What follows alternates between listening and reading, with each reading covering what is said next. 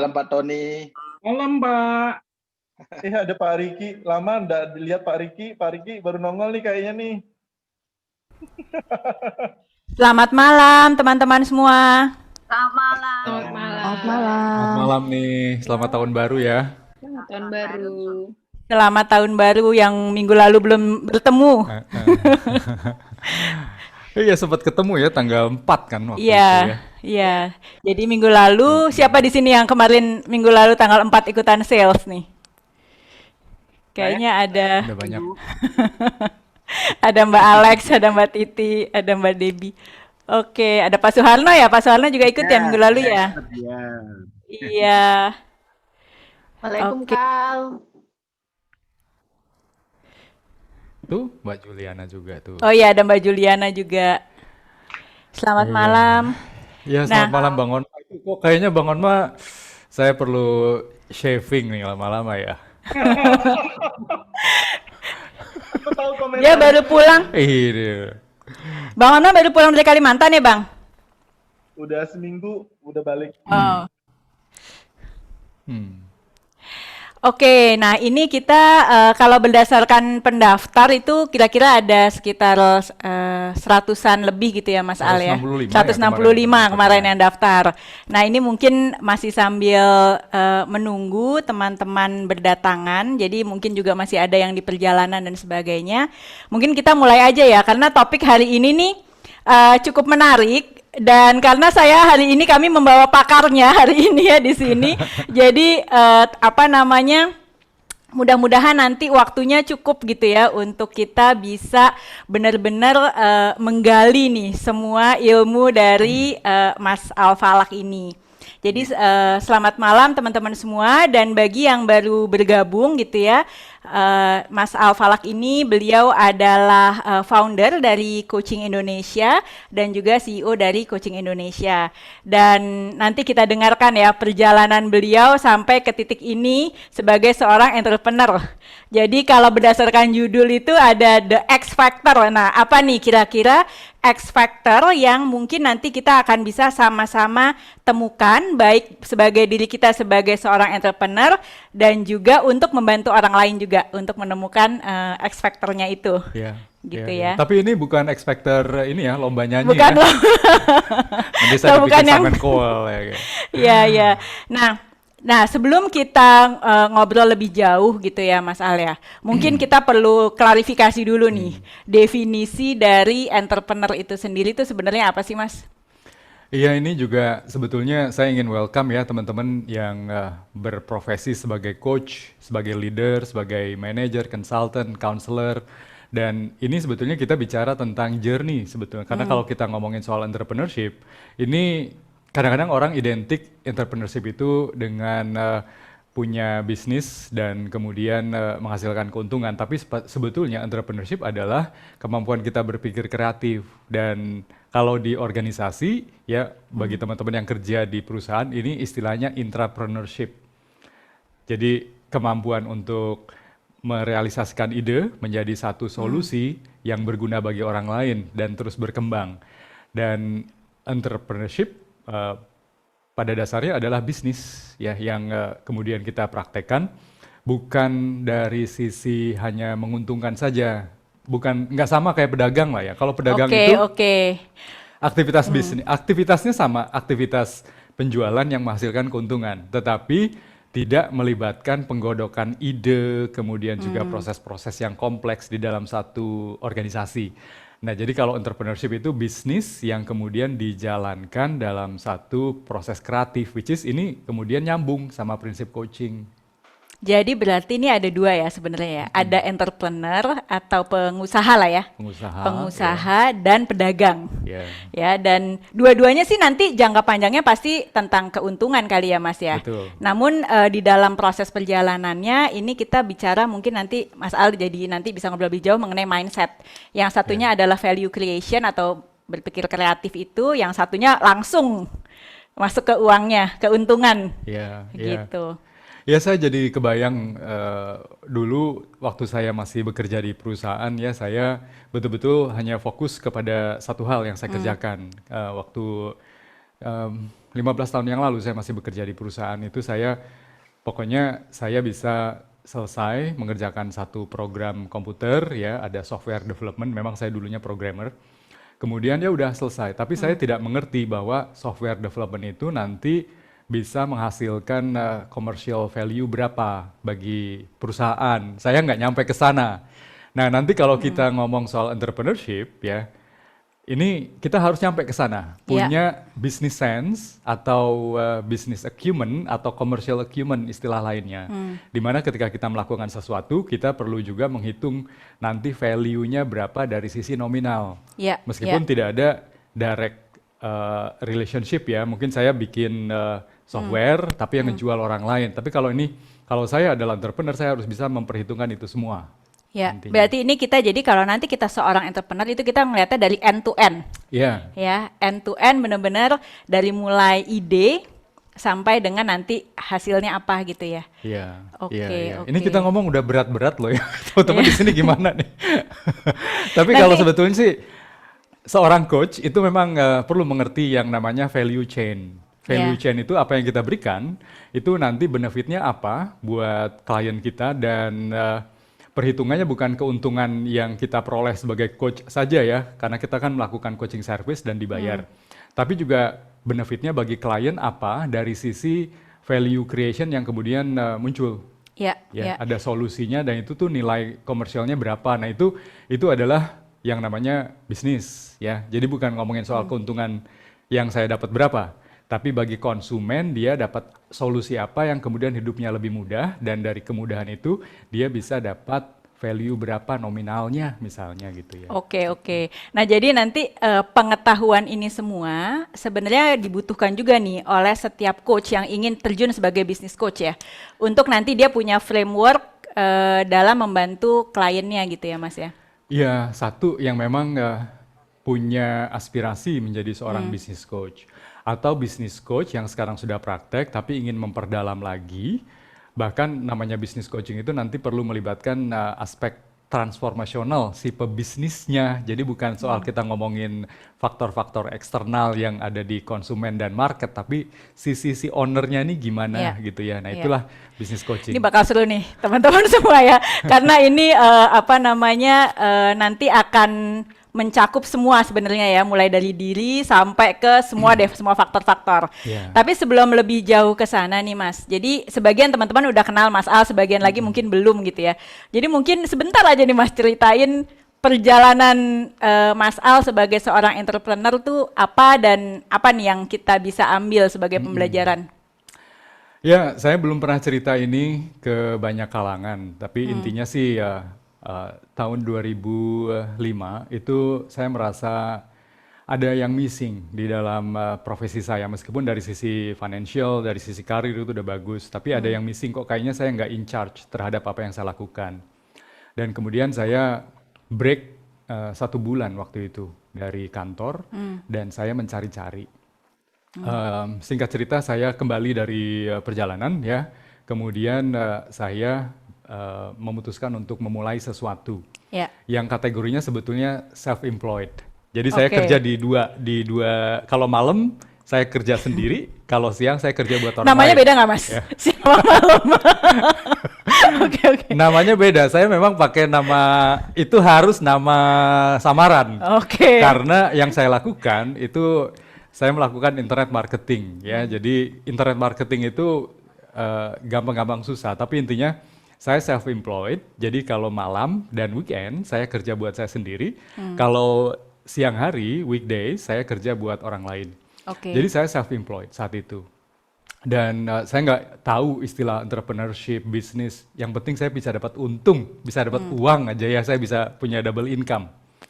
Nah, itu ternyata juga menghasilkan sesuatu dari sana. Dan saat itu yang saya lakukan nih sebetulnya ya, saya ngulik satu program, dan kemudian dari situ saya bisa mengenerate ada ratusan website dalam 1 jam.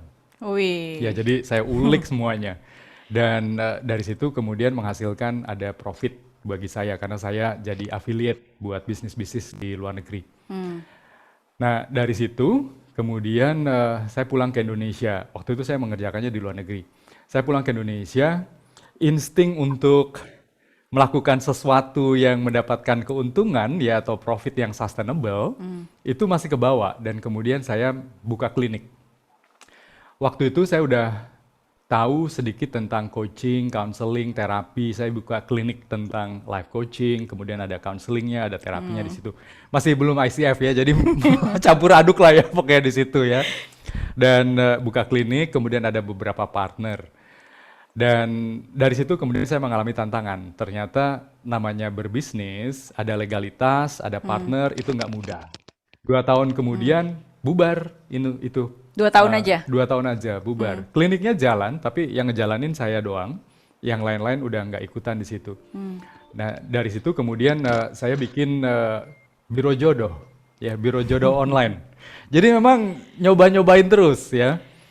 Dari mulai internet marketing, kemudian klinik coaching, counseling, terapi, kemudian saya bikin dating, ya dating. Waktu itu sebetulnya bisnis modelnya belum ada di Indonesia. Saya bikin ya istilah gampangnya biro jodoh, tapi ini bisnis modelnya itu yang speed dating sebetulnya ya, bikin speed dating. Orang nanti datang ke satu kafe, kemudian 10 cewek, 10 cowok, yang cowoknya itu keliling, yang ceweknya itu duduk stay. Ya nanti 5 menit gitu, ganti-gantian aja ya. Ini sebenarnya saya tergelitik nih untuk mengajukan pertanyaan kepo, bukan pertanyaan curious. Ini bukan pertanyaan curious, ini ya kepo nih ya. Saya tergelitik sebenarnya mengajukan pertanyaan kepo. Kenapa sampai muncul itu, tapi nggak usah dijawab Mas, itu lanjutin silakan. Tapi intinya saya nyobain dan itu waktu saya tanya sebetulnya didorong oleh apa sih? Didorong oleh rasa ingin tahu. Ya gimana sih untuk mengelola satu entitas bisnis yang sustainable dan menghasilkan profit. Dan waktu itu drive saya adalah orang. Jadi apakah ini internet marketing itu sebetulnya mempertemukan orang dari si supplier ke konsumen. Kemudian yang waktu klinik juga sama ya, memberikan solusi kepada orang yang lagi mencari. Kemudian yang dating juga sama, menjodohin orang. Jadi ternyata ada drive. Waktu saya inget-inget, oh ya drive-nya itu adalah gimana mengkonek orang. Ya, Oke. situ. Jadi itu sebenarnya kata kuncinya itu ya, kalau kita menyaring semua itu gitu ya. Jadi sebenarnya ternyata passionnya tuh di situ ya. Mengkonek orang, terus mungkin membuat hidup orang sebenarnya lebih baik ya. Tadi ada healing, ada love, perjodohan teman-teman ini ya, Bapak. Kayaknya ini. saya perlu buka lagi deh itu ya. Kayaknya banyak nih nanti. Oke. Nah terus gimana nih Mas, sampai akhirnya fast forward terus nyampe ke titik ini gitu. Apa sih intinya sebenarnya? Intinya semuanya rugi ya. Gak jalan lah ya. Keuntungan dapat satu masa rugi. Dan saya belajar dari situ. Yang kerugian terbesar itu kalau dari sisi finansial ketika saya bikin yang dating bisnis itu lumayan ya. Tapi intinya nggak jalan, dan dari situ saya dapat banyak sekali pembelajaran. Dan yang saya peroleh pembelajaran yang paling berharga itu gimana ketika bermain di tataran bisnis itu mindsetnya tidak yang short term. Jadi melihat bisnis itu sebagai game yang infinite. Jadi infinite game yang gamenya itu tidak ditentukan oleh hari ini untung atau rugi, tapi ditentukan oleh konsistensi kita untuk berkreasi. Dan namanya risiko itu akan selalu ada dan kita welcome, termasuk yang namanya kepanikan, kekhawatiran, rasa frustasi. Jadi yang saya dapatkan adalah itu ada satu quote bahwa emotion itu adalah energy in motion. Jadi kadang-kadang kan kita emosi nih ya, frustasi, panik, khawatir, nggak jelas ini ada pandemi. Tapi gimana mengkonversi itu semua menjadi satu energi yang bergerak, harus bisa nangkep ide-ide yang muncul. Nah dari situlah kemudian tahun 2011 bikin Coaching Indonesia. Dan ini yang paling sustain. Ya, paling tidak masih lama lah ya. Udah 10 tahun lah ya. Ya, dan ada diversifikasi, ada pengembangan-pengembangan dari sana. Ya. Dan yang tadi tuh sangat menarik itu infinite game itu ya. Iya. Jadi kalau misalnya infinite itu kan berarti nggak ada batasnya dong. Nggak ada batasnya. Dan di situ di tengah-tengah itu pasti banyak sekali yang tadi itu ya, emotion itu ya. Nah, bagaimana nih pada akhirnya, dan itu kan pasti dong osilasi dong ya kan, pasti kan turun, naik ya, kadang demotivasi, kadang termotivasi kayak gitu. Bagaimana nih menjaga itu semua sehingga kita tuh bisa terus maju gitu ya dengan penuh keyakinan, dengan tetap penuh semangat dan grafiknya tuh naik gitu loh. Ya ini kita ngomongin X factor ya. Jadi kalau research itu menunjukkan 9 dari 10 orang yang memulai bisnis itu gagal. Iya, iya. Jadi itu research yang Gagal menunjukkan. dalam 2 tahun pertama gitu ya. Bahkan gagalnya dalam 2 tahun pertama lagi ya. 9 dari 10 orang yang Contohnya memulai bisnis klinik. itu gagal. Klinik, biro jodoh. Terus yang affiliate marketing itu bertahan 2 tahun. Iya. Habis itu ya udah selesai gitu ya. Selesainya juga karena waktu itu sebetulnya saya menggunakan, ada istilah namanya black hat. Jadi black hat itu gimana kita bisa masuk dari jalur belakangnya Google sehingga semua website yang ada itu milik saya. Ada orang misalnya nyari massage gitu ya, nanti yang muncul website saya. Ada Ya. orang nyari katakanlah Kok dia bisa mau tahu ya pinjam tapi uang pada gitu ya, mau pinjam uang, payday loan, nanti website saya yang muncul. Gimana cara beli mobil yang murah, nanti website saya yang muncul. Makanya dalam seminggu saya bisa memproduksi sampai 500 website dan itu pakai jalur belakang. Tapi yang poin saya di sini adalah bahwa pada akhirnya itu udah nggak bekerja lagi. Jadi Google kemudian bisa memprediksi algoritma saya dan kemudian website saya dalam 1 malam itu punah semua, ada sekitar 4.000 website itu hilang langsung. Ya. Jadi yang saya pelajari di situ adalah ketika kejadian tersebut berlangsung, ya, itu ada rasa frustasi. ya. Langsung kehilangan bisa sampai $10.000 per bulan saat itu, begitu set hilang gitu ya. Ditutup aja dan saya di-ban oleh Google. Jadi nggak bisa lagi masuk. Nah, yang saya pelajari dan ini pun saya dapatkan setelah saya belajar coaching ya. Itu adalah kemampuan kita untuk agile. Jadi agility. Agility itu bahasa Indonesianya ketangkasan. Ya, untuk bisa switch cepat dari satu kegagalan untuk bangkit dengan mengambil pembelajaran. Jadi saya perlu waktu seminggu waktu itu untuk diem gitu ya, metain lagi karena udah ya kayak dipecat dari kerjaan tiba-tiba gitu aja ya. Dapat PHK. Dan udah langsung nggak ada income aja ya, langsung Iya. bingung kan. Itu agility, kemampuan kita untuk bereaksi secara cepat ketika kejadian yang tidak diprediksi itu muncul. Itu yang pertama, agility yang saya pelajari dan istilah itu 10 tahun kemudian gitu saya baru bisa mengistilahkannya. Agility, dan agility ini hanya bisa dapat kalau kita punya clarity. Clarity itu apa yang saya mau sebetulnya in the Oke. infinite game itu gitu. Saya tuh harus mendefinisikan yang saya mau itu bukan keuntungan, bukan profit dari bisnis, tapi ada sesuatu yang lebih gede gitu yang saya harus dapat. Dari agility ini hanya bisa muncul dari clarity dan kemudian baru kita bisa nantinya flexibility. Jadi clarity, agility, flexibility. Flexibility untuk ganti bisnis baru gitu. Clarity dulu nih nomor 1. Clarity dulu harus Clarity jelas dulu. nih maunya apa. Sebetulnya kita di game yang infinite ini apa sih yang kita kejar gitu. Kalau ngejar cuman profit doang, begitu rugi, begitu ada pandemi, selesai kita. Jadi clear dulu ya, di infinite game ini kita mau mainnya apa gitu. Dan nanti jawabannya itu bisa yang saya mau di infinite game ini main konsistensi, ownership, accountability, creation, yang gitu-gitu. Jadi berarti ini sebenarnya juga pada saat kita menentukan clarity itu sama nggak sih sama kita menentukan purpose gitu loh? Ada nanti singgungannya ke sana, Oke. vision ya Vision. intinya, dan itu harus digali. Dan business coach itu harus mampu menggali yang namanya business vision dari si owner.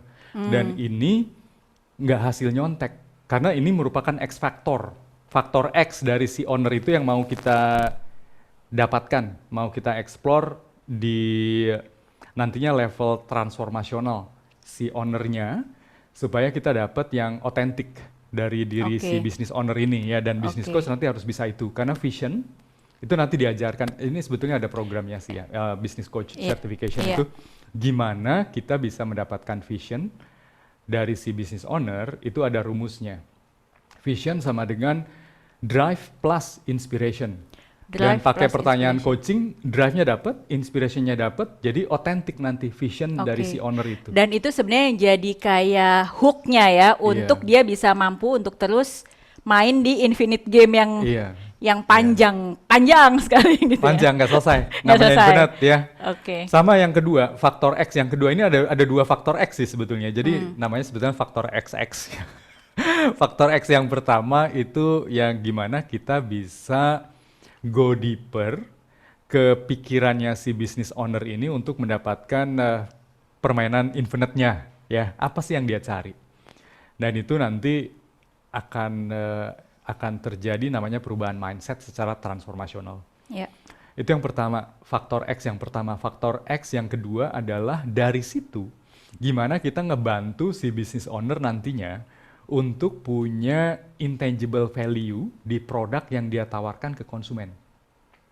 Supaya konsumen pun mendapatkan keuntungan dari bisnis yang dijalankan oleh si entrepreneur ini. Ya. Kalau enggak, bisnisnya nggak akan sustain. Ya. Konsumen akan gampang switch ke kompetitornya si entrepreneur ini ya, karena lebih cepat, lebih murah, lebih terjangkau gitu-gitu. Itu fungsinya business coach nanti gimana kita bisa dapetin dua faktor X itu. Faktor X yang pertama yang memang authenticity dari si business owner-nya. Yang kedua dari authenticity itu gimana dibikin menjadi satu intangible value yang ngebedain produknya dengan produk orang lain. Oke, dan dari situ baru abis itu diturunkan lah ya ke yang lebih realnya gitu ya. Nanti Iya. masuk ke macam-macam ya, itu masih ada proses, ada Ada itu orang-orang yang ngerjain. Nah itu gimana kompleks itu? sih sebetulnya, tapi Iya. kita beruntung loh di sini ya. Saya bisa mengerti ini semua karena saya belajar coaching. Jadi Iya. nanti business coach itu gimana teknik-teknik kompetensi coach, teknik-teknik coaching yang sudah kita pelajari, yaitu kemudian diaplikasikan di ranah bisnis di konteks yang lebih luas. Istilahnya Iya. ada wider konteks dalam sebuah bisnis itu apa? Ada banyak komponen-komponennya, mulai dari bisnis prosesnya, kemudian people yang menjalankan proses itu, produknya apa, customernya siapa, market yang kayak gimana, plus stakeholder lain ya, ada Iya. partner, ada distributor, ada supplier, dan kita sebagai business coach ingin punya pemetaan yang jelas di situ. Clarity-nya harus dapat dulu gitu, karena Iya. komponennya banyak sekali. Ya. Nah ini kan, ini teman-teman kalau misalnya Silakan nanya ya, jadi silakan jangan nanya sampai kalau ngomong mulu ini nih. mungkin terlalu berat atau kayaknya apa sih ini ngomongin apa gitu. Silakan aja ajukan pertanyaan-pertanyaan gitu ya, bebas aja ya. Sambil jalan nanti kami bacakan juga, atau kalau mau unmute juga silahkan. Nah Mas Al, kalau orang nih apalagi saat ini ya, di beberapa tahun terakhir ini terutama pada saat pandemi ini kan banyak sekali pada akhirnya orang yang memutuskan juga nih ingin menjadi entrepreneur gitu. Iya. Dan level orang-orang ini kan beda-beda ya. Ada yang benar-benar baru beride, baru mau mulai, ada yang udah mungkin mulai 1-2 tahun, ada yang bisnisnya udah jalan lah, udah moncer gitu ya. Nah, bagaimana nih apa namanya kita tuh bisa membantu tahapan-tahapan ini, itu satu. Kedua, juga banyak kan sebenarnya akhirnya orang tuh kayak ya gue butuh dikasih tahu aja gitu ya. Jadi akhirnya step-stepnya apa dan harus apa, harus jualin apa yang kayak gitu. Jadi banyak juga akhirnya yang mencari bisnis mentor Iya. atau bisnis konsultan gitu ya. Dan sekarang kita punya istilah baru bisnis coach gitu. Apa sih sebenarnya perbedaan nih antara ketiga hal ini nih? Ya, intinya apa sih tujuan bisnis coaching dulu ya, supaya nanti kita jelas nih ya. Dan kepada siapa bisnis coaching ini diberikan? Dua pertanyaan itu yang kalau kita bisa jawab, maka kita firm untuk memilih mau jadi bisnis mentor, bisnis consultant, atau bisnis coach. Iya.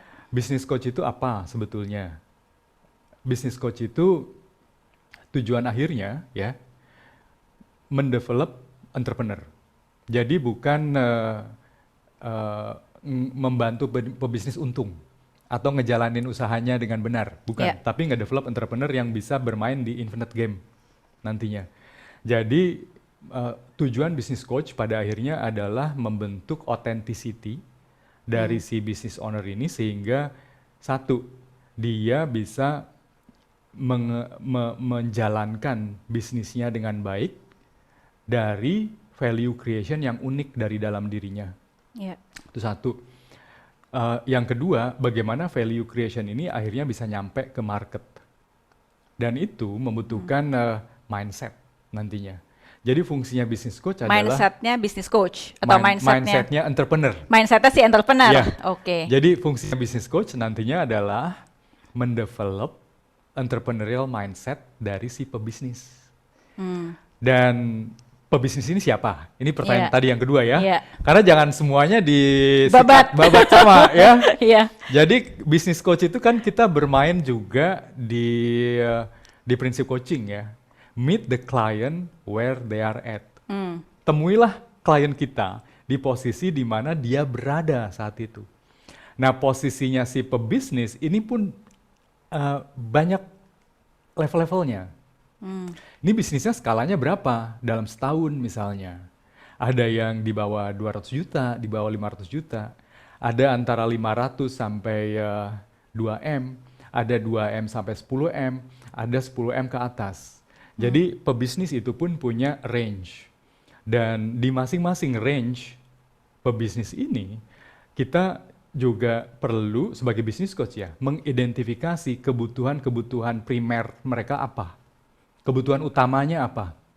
Apa itu Mas kebutuhan? Kebutuhan utama pebisnis skala kecil misalnya ya, itu adalah mengeksekusi bisnisnya dengan baik itu aja. Oke, fokus di eksekusi. Fokusnya di eksekusi supaya bisa dapat untung yang cepat.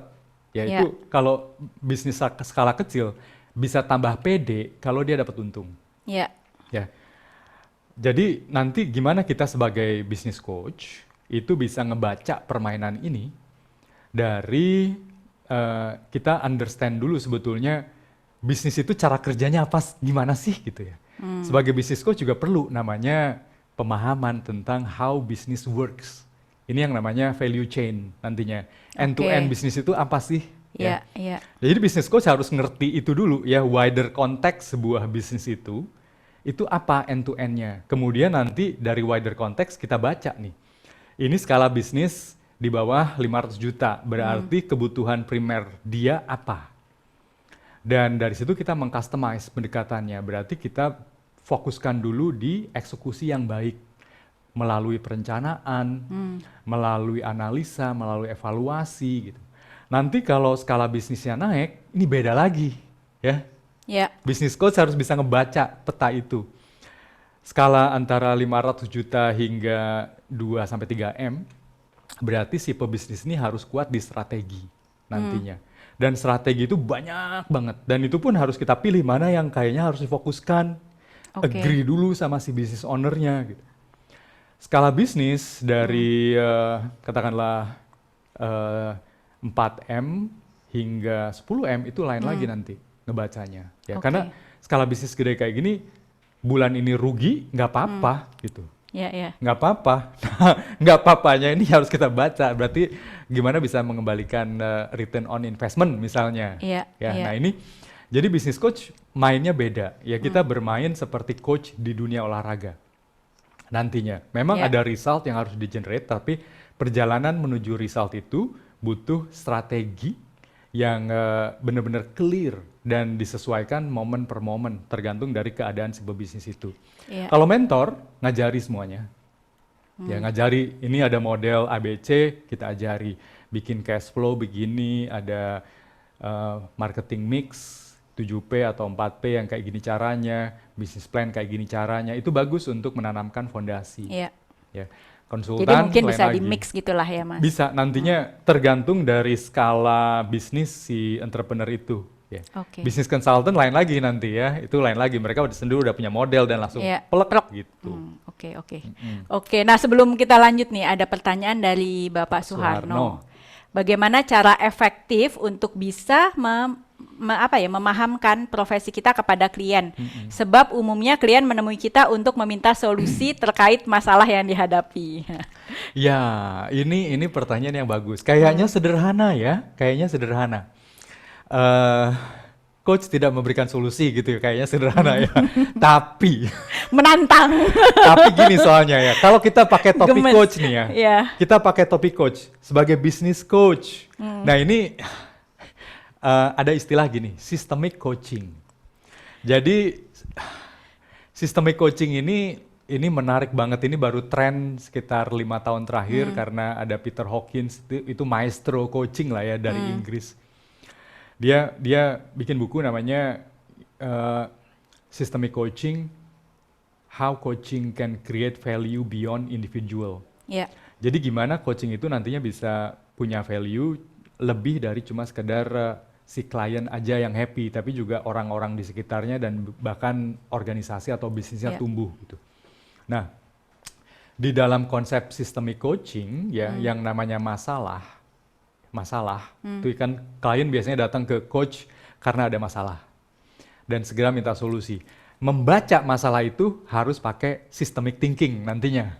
Nah, itu Jadi menarik nggak tuh. harus yang langsung, oh kamu Belum apa-apa masalahnya udah apa, pusing. solusinya A gitu, nggak kayak Iya, gitu. iya. Masalah itu timbul karena sistem-sistem yang bergerak bersamaan. Dan kita sebagai business coach, kita harus baca dulu itu dalam wider konteks. Oke. Ada banyak sekali komponen-komponen yang kemudian di situ menghasilkan satu masalah yang dibawa oleh klien kita. Jadi kalau kita sebagai coach, jangan kasih solusi dulu, tapi kita lihat wider konteks yang menyebabkan masalah itu timbul. Sehingga nanti solusinya itu betul-betul solusi yang juga komprehensif, nggak cuman solusi masalah A, solusinya A. Enggak, masalahnya A, tapi sebetulnya ini komponen yang mengelilingi masalah A itu banyak sekali. 1, 2, 3, 4, dan itu harus bisa kita baca dari systemic Oke. thinking Dan, nantinya. ya. Nah kita nanti di-train memang untuk itu, apalagi di Iya. bisnis ya. Bisnis kan gimana besok supaya saya untung? Sebentar Iya. dulu, jangan macam-macam. Ini apa? End-to-end bisnis kamu, ya. Aktivitas sehari-hari kayak gimana? Ada istilah lain ya ini. Climate dari bisnis itu yang which is ini adalah istilah kerennya itu ekologi dari bisnisnya kayak gimana. Itu harus dibaca gitu. Iya. Jadi sebetulnya dia kepengen solusi supaya bulan depan untung, itu harus go deeper dalam conversation. Nggak yang, kamu jualan apa sih? Kasih diskon aja. Ah, ya itu, Promo hari ini, promo minggu ini, promo bulan ini ya. ntar udah promo malah rugi nih, nggak ada yang beli gitu. Ya, jadi sistemik memang. Kalau kita bicara soal bisnis, ini kita bicara soal sistem-sistem yang berjalan secara paralel. Yang kadang-kadang ada masalah di A, ada masalah di B. Nah ini harus kita baca sumbernya dari mana Ya, sesungguhnya. ya. Dan itu nanti sebenarnya ada keahlian, ada skill khusus lah ya untuk kita Ya. sebagai seorang business coach itu akhirnya jadi mampu untuk melihat itu semua dalam wider konteks, menggali lebih dalam. Itu ada teknik-tekniknya ya? Atau Iya, gimana jadi tuh belajarnya? Kalau business coach gaya khasnya coaching Indonesia itu sebetulnya di-train untuk membaca satu wider konteks. Wider konteks itu kalau di bisnis artinya value chain. Bagaimana bisnis bekerja end to end. Itu dalam konteks yang lebar. Dari sisi ekonominya gimana, dari sisi customer, dari sisi market segala macam. Itu wider konteks harus bisa kebaca. Yang kedua, seorang business coach itu juga harus punya kemampuan untuk deeper konteks ke bawah. Iya, iya. Which is di sini adalah aspek-aspek atau dimensi psikologis dan subconscious dari si business owner itu. Itu yang go deeper ke situ, jadi wider and deeper. Ini kayaknya presence-nya harus Presence-nya harus kuat. 1000%. Presence harus kuat memang ya. Harus 1000%. Karena misi kita mendevelop entrepreneur. Entrepreneur itu yang mainnya infinite game. Main infinite game artinya ini kita harus paham gamenya apa dan Iya. siapa pemainnya gitu loh. Gamenya apa berarti wider konteks nih. Gamenya Iya. apa yang mau dimainin dan siapa pemainnya artinya si entrepreneurnya itu kita harus go deeper ke sana. Iya, oke. Nah ini ada juga komentar nih, wow ini meskipun bisnis coachnya nggak punya bisnis pun bisa ngegali ya, iya. Ini masih ada ganjalan kayaknya lebih greget kalau bisnis coach itu ya bisnisnya sukses gitu. Gimana tuh ceritanya? Ya ini ada dua sisi pandang sih ya. Memang bisnis coach itu akan punya keuntungan kalau dia punya bisnis yang sukses. Iya. Ada keuntungan di mana di momen-momen tertentu dia bisa ganti topik jadi bisnis mentor. Iya. Ya, dan dilihat memang oleh si klien, iya memang dia bisnis coach karena dia punya bisnis dan sukses.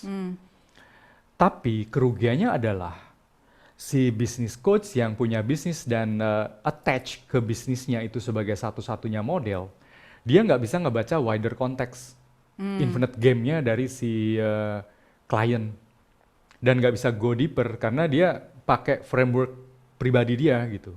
Iya. Nah, itu kerugiannya. Iya. Keuntungannya bagi bisnis coach yang nggak punya bisnis, netral completely. Dan bisa bermain bersama, dance bersama dengan si klien bisnisnya, benar-benar netral di situ. Dan sebetulnya sih nantinya gini, kalau kita adalah coach dan kita punya klien, dan kita generate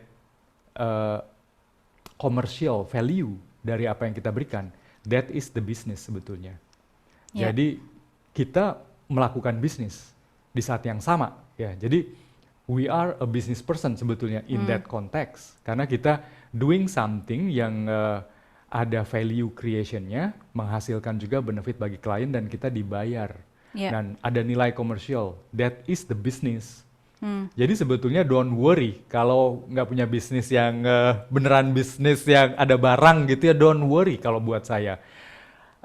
Kemampuan untuk berpikir secara nanti ya sistemik satu, belum nanti ngebaca value chain, Iya. end to end bisnis cara kerjanya gimana, itu yang lebih penting daripada bisnis coach. Kamu coach punya bisnis apa? Ini bisnis saya. Mengcoaching kamu itu adalah bisnis saya gitu. What is the business? Karena kadang-kadang orang ngelihat bisnis itu jualan ya. Ya itu dia tadi makanya yang di awal itu kan, apa bedanya nih pebisnis dan pedagang, karena sekarang nyaru jadi satu gitu ya. Iya. Itu sih mungkin. Oke, nah ada pertanyaan tadi mana Mas Andri mungkin yang di atas tadi tuh hoki-hokian tuh tadi. Nah ini bagaimana menghadapi paradigma hoki itu juga adalah X factor, atau jangan-jangan memang benar hoki itu X factor sehingga pengusaha bisa sukses. Hoki itu apa sih sebetulnya hoki ya? Kalau Aku udah pasti mulai dengan definisi dulu. Semua harus mulai dari harus definisi. ngomong dari definisi, dari semantik, dari origin kata tersebut segala macam soalnya ya. Apa itu hoki? Gimana kalau kita reframe ya pemikiran kita bahwa hoki itu selalu ada setiap saat. Bahwa namanya rejeki, bahwa namanya keberuntungan itu selalu ada. Tetapi kita tidak siap menyambut keberuntungan. Nggak siap menyambut opportunity dan hoki. Jadi hoki tidak menemui kita di momen ini.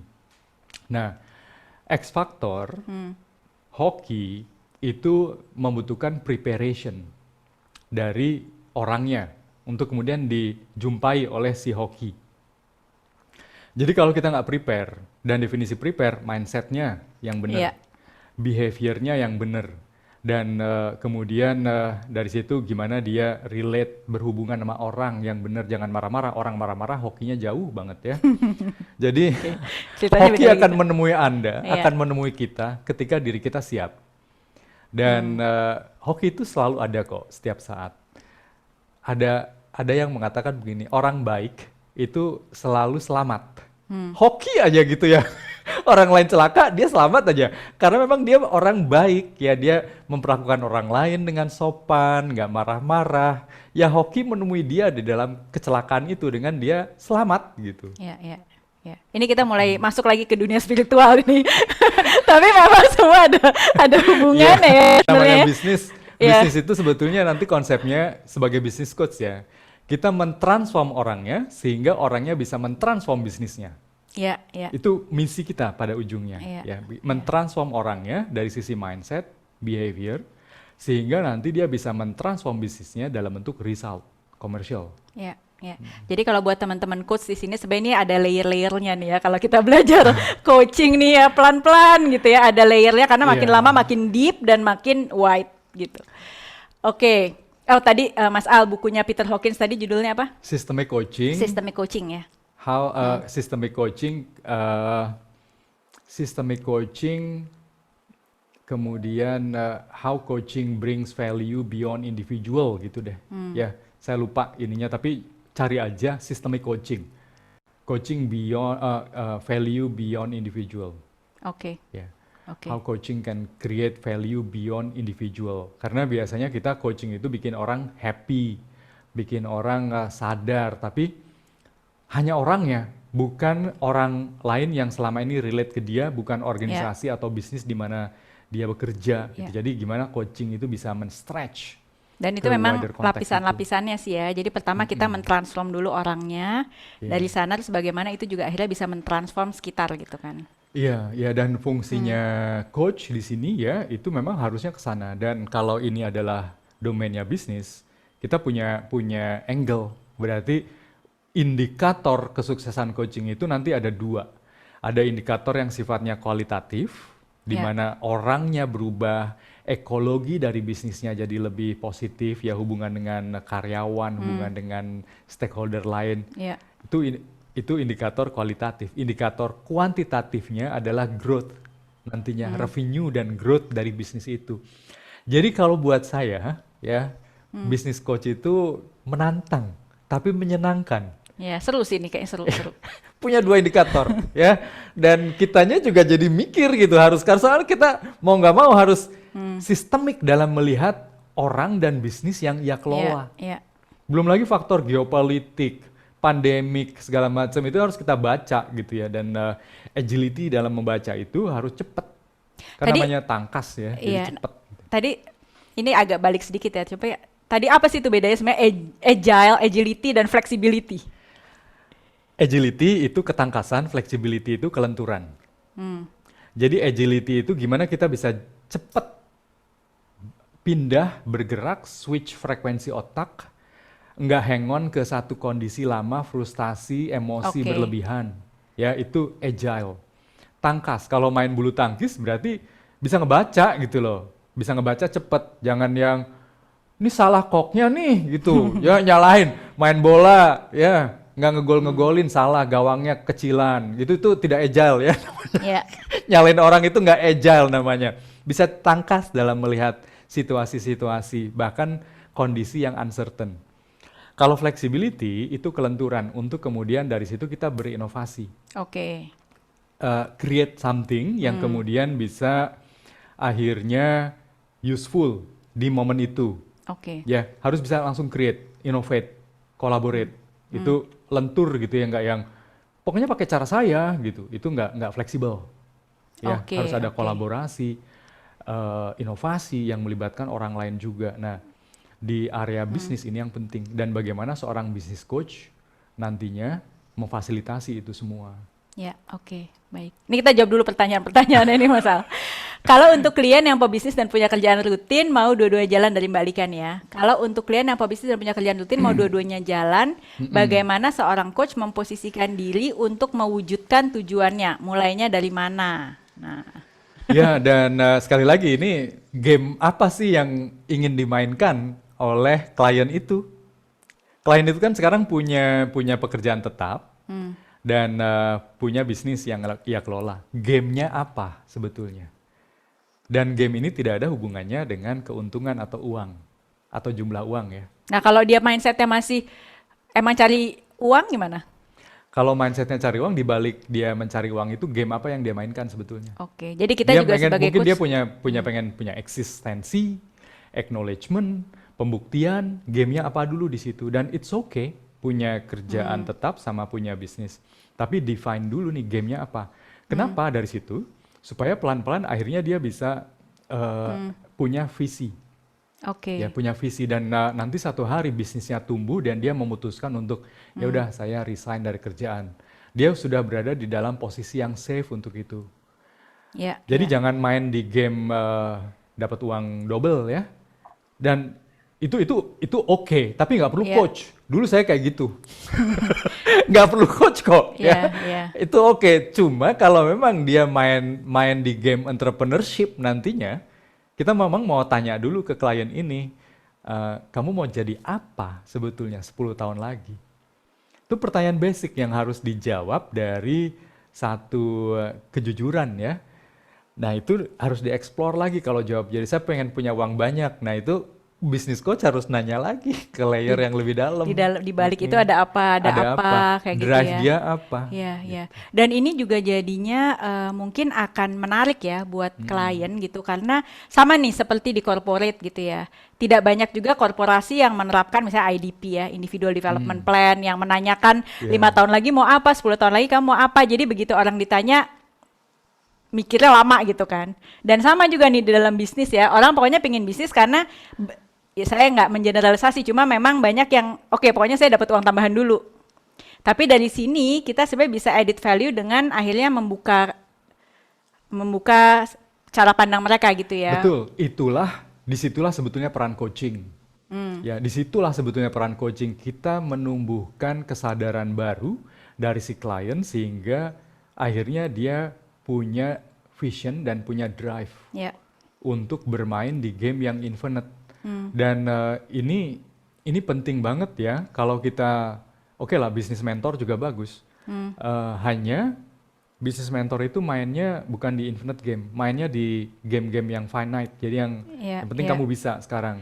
Intinya mungkin Caranya juga begini, gitu ya. memberikan fondasi lah ya Iya. kalau bisnis mentor. Tapi kalau tadi coaching itu di awal tadi it's all about authenticity ya sebenarnya ya. Iya. Jadi bisa mainnya panjang gitu Iya. kan. Nanti Infinite. soalnya kalau yang temannya Mbak Lika itu ya, tiba-tiba bisnisnya 3 bulan itu nggak menghasilkan keuntungan gitu ya. Ya dia nggak akan lanjutin lagi. Dia lebih baik kerja tetap buat perusahaannya. Ya. Dan Iya. itu oke, nggak apa-apa. Pilihan Berarti hidup ya. Gamenya memang itu ya. Nah define dulu gamenya apa ya. Iya, iya. Oke. Tadi ada pertanyaan lagi, oke dari Ibu Whitney. Bagaimana kalau coach bukan pebisnis? Saat clarity untuk bisa go deeper, coach harus punya kompetensi apa nih, Mas Al? Eh, kita ada memang gini di Coaching Indonesia itu ada beberapa level certification. Oke. Jadi ada level yang fondasional, itu yang level PCCP ya, yang teman-teman semua ada di sini itu yang level PCCP itu level fondasi. Ada juga SCCP yang untuk sales, itu level fondasi. Naik lagi ke atas itu ada level buat executive coaching dan business coaching. Jadi kompetensi-kompetensi yang tadi untuk bisa dapat clarity, dapat wider context, deeper context, itu dipelajari sebetulnya di certification business coaching ini, di mana nanti kita juga belajar yang namanya ada model vision, strategi, execution, model 4 pilar bisnis, systemic coaching untuk entrepreneur segala macam ya. Itu ada kompetensi-kompetensi spesialisasinya. Jadi asking questions itu nanti juga nggak akan ada pertanyaan, ini gua mau nanya apa lagi ya? Itu diharapkan tidak ada, karena udah mengerti nih wider konteks dan deeper konteks, selalu aja ada pertanyaan. Iya. Akan ada pertanyaan, karena kita mahamin nih ya, ini kita lagi ngomongin bisnis, berarti komponen-komponennya banyak, dan kita bisa ambil satu komponen itu untuk kemudian ditanyakan. Ya, jadi sebenarnya pemahaman mengenai yang tadi itu ya tentang seluruh bisnis, baik itu pun kita pakai model 4 pilar atau kita Iya. pakai systemic coaching itu sebenarnya membantu apa Mas? Membantu kita pada saat mendengarkan dan menangkap informasi, membantu kita mengajukan pertanyaan gitu ya? Gimana tuh? Satu, menambah agility kita dalam memahami listening. Ya, listening kita kan kebanyakan dari kita di awal-awal kan nggak agile, nggak cepet, nggak tangkas pada saat listening. Kadang-kadang dia ngomong apa sih, kata kuncinya apa sih? Nah itu ini nanti yang akan kita itu dipastikan itu akan tertanggulangi ya. Jadi ngebantu untuk menangkap informasi-informasi dari hasil listening dan mengkategorikannya ke dalam konteks-konteks yang wide ya. Kemudian ngebantu juga untuk mengajukan pertanyaan nantinya yang wide and deep. di situ dalam satu permainan atau domain bisnis Ya. gitu. Ya. Ya, karena kebanyakan orang, ada banyak teman-teman yang terjun di dunia bisnis coaching, itu mereka mengatakan ini bisnis nih ujung-ujungnya life juga ya coachingnya, ini masalah sama suaminya, masalah sama istrinya, ini masalah sama bapaknya, karena ini kliennya adalah anak muda baru pulang dari Amerika, kemudian dikasih Usaha sama bapaknya. suruh nerusin bisnis bapaknya gitu. Ujung-ujungnya ini hubungan antar anak dan bapak gitu. Itu tidak akan terjadi nanti kalau kita mengerti bagaimana bisnis itu berjalan dari sisi wider and deeper konteksnya. Oke. Karena ujungnya adalah bisnis ya, dan bagaimana dinamika antara ayah dan anak ini itu masuk ke dalam deeper konteks sebetulnya. Yang nanti harus bisa kita balikan ke konteks bisnis yang sifatnya komersial. Iya. Tuh, Ya. semoga nggak bingung ya teman-teman. Kalau bingung boleh tunjuk tangan. Oke. Kayaknya susah banget ya jadi bisnis coach di CI ya. Tapi menarik ya, karena Menarik, jadi ya. lebih lengkap gitu Menarik, pengetahuan menarik. kita. Iya, dan ini juga kalau buat saya pribadi sih mendengarkan cerita Mas Al ini akhirnya jadi kayak lebih bener itu tadi, lebih jelas gitu ya. Mau nanya apa ya gitu kan, kadang-kadang bengong sendiri. Bengong, udah Lama-lama bisnisnya pusing. untungnya udah gede nih, kemana, kenapa saya harus saya mesti bantuin apa nih, bingung saya katanya ya. Iya, iya, Kebanyakan tapi gitu, dengan nggak kita pede akhirnya duluan. iya punya framework ini akhirnya kita juga jadi bisa bantu mereka bergerak lebih solid. Iya. Ini ada tadi pertanyaan dari Mas Atu nih ya kayaknya ya. Tadi disebut sesuatu yang transformasional. Nah, boleh cerita lebih detail supaya bisa lebih paham apa Iya. sih arti dari transformasional itu? Ya ini saya sempet juga sih nyiapin dikit-dikit gitu ya buat yang hari ini itu ini ada di slide sedikit aja ya. Saya nyiapin di slide, intinya gini, kalau transformasional itu artinya nanti di dalam bisnis coaching gimana kita transforming si pebisnisnya untuk kemudian dia mentransform bisnis yang ia jalankan, transforming the person, transforming the business. Jadi akhirnya sih yang sifatnya transformational itu adalah yang deeper konteksnya. Gimana kita bisa go deeper ke level psychology-nya dia, sisi emosionalnya dia. Satu, nantinya sebetulnya apa sih yang dia inginkan dari bisnis? Oke. Ya, semua pebisnis tentu ingin profit dan growth ya. Tapi di balik itu apa yang dia inginkan? Di balik profit dan growth itu dia butuh apa yang sifatnya psikologis. Karena ada orang yang juga dia berbisnis untuk mendapatkan pengakuan, untuk mendapatkan atau membuktikan bahwa dia mampu gitu, karena sempat dibilang sama bapaknya, ini kamu nih orang yang nggak berguna gitu. Jadi dia Udah pengen disekolahin udah mahal-mahal sekolah gitu. mahal-mahal gitu. Sampai akhirnya ya kita dalam proses coaching kita go deeper betul-betul ke sini, human psyche-nya dia. Oke. Dan itu butuh juga ini ya, presence yang kuat gitu dari kita sebagai coachnya untuk nggak terjebak pada drama nantinya.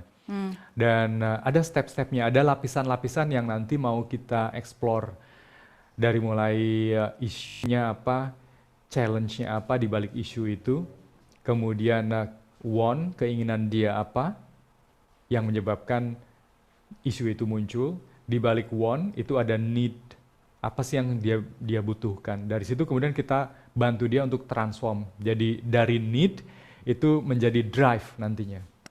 Orang butuh dapat pengakuan. Gimana mentransform kebutuhan pengakuan itu menjadi sebuah dorongan. Nah itu fungsi coach nantinya. Itu dari nanya-nanya aja ketemu tuh Mas. Iya, dari nanya nantinya, dari kebutuhan untuk diakui menjadi sebuah dorongan untuk create value gitu. Ya, jadi mentransform dari kebutuhan menjadi dorongan. Dari dorongan kita transform menjadi tujuan bisnis. Bisnis goalnya apa kalau kayak gitu? Kalau dia adalah pebisnis ya. Dari tujuan bisnis kita naikin lagi ke peluang. Kalau gitu peluang apa yang kamu baca di market? Di mana tujuan ini nantinya bisa terrealisasi menjadi sebuah produk. Kamu lihat apa di market? Iya, iya. Akhirnya punya pilihan-pilihan apa nantinya untuk proses bisnis, bantuin dia ya dari ide itu supaya nyampe ke konsumen gitu. Ya, dan itu sebenarnya intinya clarity ya. Jadi si orang Ya. itu sendiri dia punya clarity atau dia punya kejelasan tentang drive-nya dia mau apa Iya. pada akhirnya, tujuannya dia mau apa gitu. Iya, ada lapisan-lapisan ya yang diperkonteks itu yang sifatnya transformational di human psyche si orangnya. Ada lapisan-lapisan. Nah itu mulai dari yang kebaca ya teman-teman yang di belakang itu dari mulai problems itu lapisan yang paling luar biasanya. Kemudian kita turun ke challenges. Challenges itu tantangan yang selama ini belum bisa diatasi yang menyebabkan masalah itu timbul. Itu apa sebetulnya? Turun ke bawah ke exploration of needs ya. Dia butuh apa secara psikologis pada awalnya ya dia memulai bisnis itu gitu. Kemudian ke bawah lagi itu ada needs, desires, kemudian kita transform yang sebelah kanannya gitu ya. Ya. Nah inilah yang sebetulnya nanti jadi ini ya methodological sih. Iya. Ya.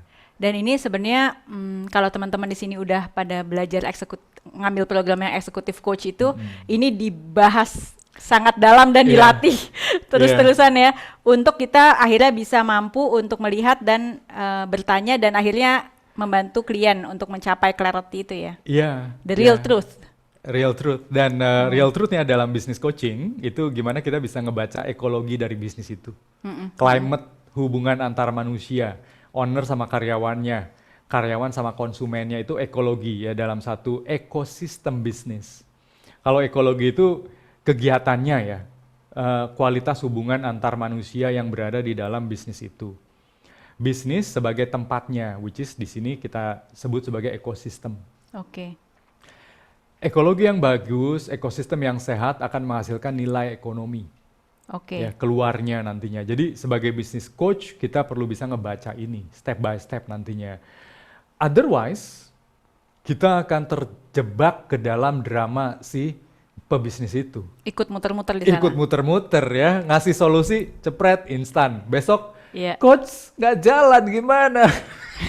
Coach ada yang resign ini ya. Gimana? Akhirnya coachnya mikirin lagi gimana supaya dia nggak resign ya. Berat kita beneran ya. Kita terjebak Beban di dalam mental. drama itu gitu. Oke.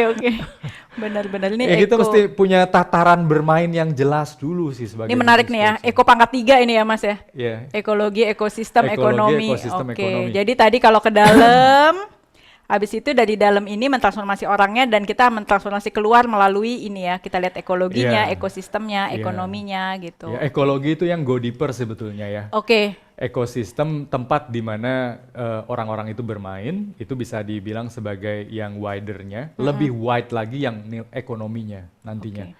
Ada customer, ada market, ada government sebagai salah satu stakeholder mungkin ya. Ada virus corona itu juga stakeholder di dalam bisnis ya. Gimana kita baikan sama pandemi gitu. setelah lagi ada vaksin, insya Allah. Oke, Itu harus menurut bisa dibaca nantinya. Iya. Nah, dari Mbak Elni ya, menurut saya bisnisnya bisnis coach adalah coaching itu sendiri. Jadi we just need to be great at what we do, yaitu being a great coach. Sebagaimana dokter spesialis jantung nggak harus sakit jantung dulu untuk bisa ngobatin Iya. orang yang sakit jantung. Well said, Mbak Iya. Elni. Oke. Kita ngerti dulu bisnis itu apa sesungguhnya. Iya, Itu ada nggak ya saya? Nah ini ya. Jadi kalau di slide ini saya sempat tadi ya mikir-mikir ini jangan-jangan nanti ada yang nanya gitu aja saya jadi nyiapin. Jadi paling nggak seorang coach itu bisa membantu entrepreneur untuk mengetahui satu, bagaimana suatu bisnis bekerja agar menghasilkan keuntungan. Iya. Ini yang namanya value chain. Ya end to end bisnis itu kayak gimana? Akhirnya bisnis coach juga perlu tahu itu, ya. Dan ini dipelajari sih di sekolah coaching kita ya, gimana end to end bisnis itu berjalan. Oke. Kemudian yang kedua, seorang bisnis coach ngebantu entrepreneur agar dia tahu bagaimana bisnisnya bekerja agar menghasilkan keuntungan. Dari yang sifatnya general, bisnis bekerja menghasilkan keuntungan, sekarang Iya. di-customize ke bisnisnya dia apa gitu. Karena kan Oke. jenis-jenis bisnis kan macam-macam ya. Jadi yang spesifik ke dia, gimana cara kerja bisnisnya agar menghasilkan keuntungan. Dan si entrepreneur nanti kita bantu gimana konsumen dia pun mendapatkan keuntungan dari bisnisnya yang bekerja, Ya. dari bisnisnya si klien kita yang bekerja gitu. Itu 3 prinsip yang kita bergerak sebetulnya dari filosofi ini nantinya. Oke, baik. Nah, ini ada pertanyaan berikut dari Pak David ya. Apa yang harus dilakukan seorang business coach untuk bisa sukses di era pandemi dan new normal? Mas Andri boleh naikin dikit nggak itu questionnya? Apa yang harus dilakukan seorang business coach untuk bisa sukses di era pandemi dan new normal ekonomi ini, di mana mobilitas kita di dunia offline terbatas? Apakah hanya bisa mengandalkan dunia online? Ya, ini kalau kita business coach ya, sebetulnya di momen inilah kita ingin mendefine game kita. Kita sebagai business coach sebetulnya mainnya apa sih? Gitu. Game kita apa sih? Gitu. Kalau kita udah mendefine game kita, terlepas ini online offline, nggak masalah. Kita selalu bisa agile dan fleksibel untuk switch, untuk ganti, untuk main di mana, besoknya apa lagi gitu ya. Iya. Kita ngedefine dulu game kita, dan bagian dari mendefine game, itu kita mendefine who is our customer nantinya. Siapa customer kita? Ada di mana mereka? Kebiasaan mereka apa? Ya. Ya. Problem terbesar mereka apa? Jadi berarti kita Solusi juga apa yang mereka butuhkan? kita juga pakai kacamata si entrepreneur tadi Kita itu. pakai gitu. kacamata entrepreneur. Ya. Who your customers are, where they are at, what do they need, ya, what solution they seek misalnya. Ya. Dan mereka selama ini dapat solusi dari mana, which is mungkin itu tidak memuaskan mereka. Dan gimana mereka jadi sadar bahwa ketidakpuasan itu sebetulnya kita punya solusinya gitu. Jadi- Nah, game kita main di situ dulu, jangan yang nggak ada orang datang ke kelas saya lagi gitu. Ya, itu berarti gamenya mainnya cuma di kelas doang. Ya, jadi sebenarnya yang tadi itu ya, clarity, agility, flexibility. Betul. Kita membantu entrepreneur atau klien kita punya ketiga hal tersebut, clarity, agility, flexibility. Tapi kita sendiri juga harus punya itu, Betul. gitu. Jadi kita Betul. melatih dua-duanya nih, Mat. Benar. Astagfirullahaladzim. Semangat banget sih Mbak Nanda, Terlalu bersemangat sampai dilempar stiker. Saya pegang aja deh. Iya. Ya, gitu ya. Jadi Iya. jadi kita pun belajar mengenai bagaimana kita menginikan memiliki si clarity, agility, flexibility untuk diri kita sendiri sebagai business coach Iya. dan juga untuk klien kita gitu. Ya, betul. Sebagai business coach kita tempatkan kita sebagai konsumen juga sebenarnya ya, Iya. bisa being flexible juga ya. Jadi dari situ kita bisa mikir dari kacamata konsumen. Dan konsumennya siapa aja nih di sini, ada di mana, kebiasaan mereka, sehingga nanti kita bisa mengcustomize solusi buat customer kita. Itulah yang namanya infinite game. Kalau kita mendefine game kita business coach gitu ya. Game saya adalah business coaching gitu ya. Tar dulu ya sebetulnya. Apa itu bisnis? Apa itu coaching? Bukan kamu. Harus dieksplor dulu. Iya. Iya. Oke, ini dari Bu Rose nih ya. Malam Coach Al, bisa jelaskan bagaimana transformasi people Bisa bisa transformasi bisnis. bisnis, bukan hanya dilihat dari target tapi dari value, culture, dan business plan. Ya, ini nanti sebetulnya masuknya ke sini, yang ke slide ya. Ekologi, ekosistem, dan ekonomi. Ya. Saya kasih analogi begini ya. Kebanyakan dari kita itu memisahkan antara ekologi dengan ekosistem. Dari sisi ekologi kita dilarang untuk ekspor lobster. Ya, tapi ini analogi doang. Saya bukan pendukung ya. Saya bukan pendukung ya. Tapi ini analogi, jangan ekspor lobster lah ya, yang lain lah ya. Kasus sensitif ini kayaknya. Misalnya gini, alam ini harus lestari dan kita dilarang menyentuh. Itu ekologi doang. Tapi penduduk sekitar miskin, tidak ada ekonomi. Ini jomplang antara ekologi dan ekonomi. Jadi kita kebanyakan memisahkan antara yang namanya ke Mbak Rose ya, target yang harus dicapai dengan well-being orang-orang di situ sebagai ekosistem bisnis.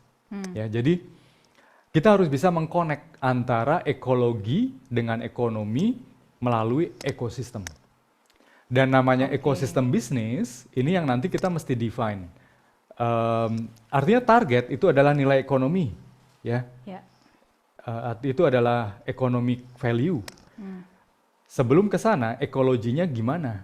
Ya, dari sisi well-being orang, dari sisi quality, accountability, kemudian juga clarity dari organisasi itu.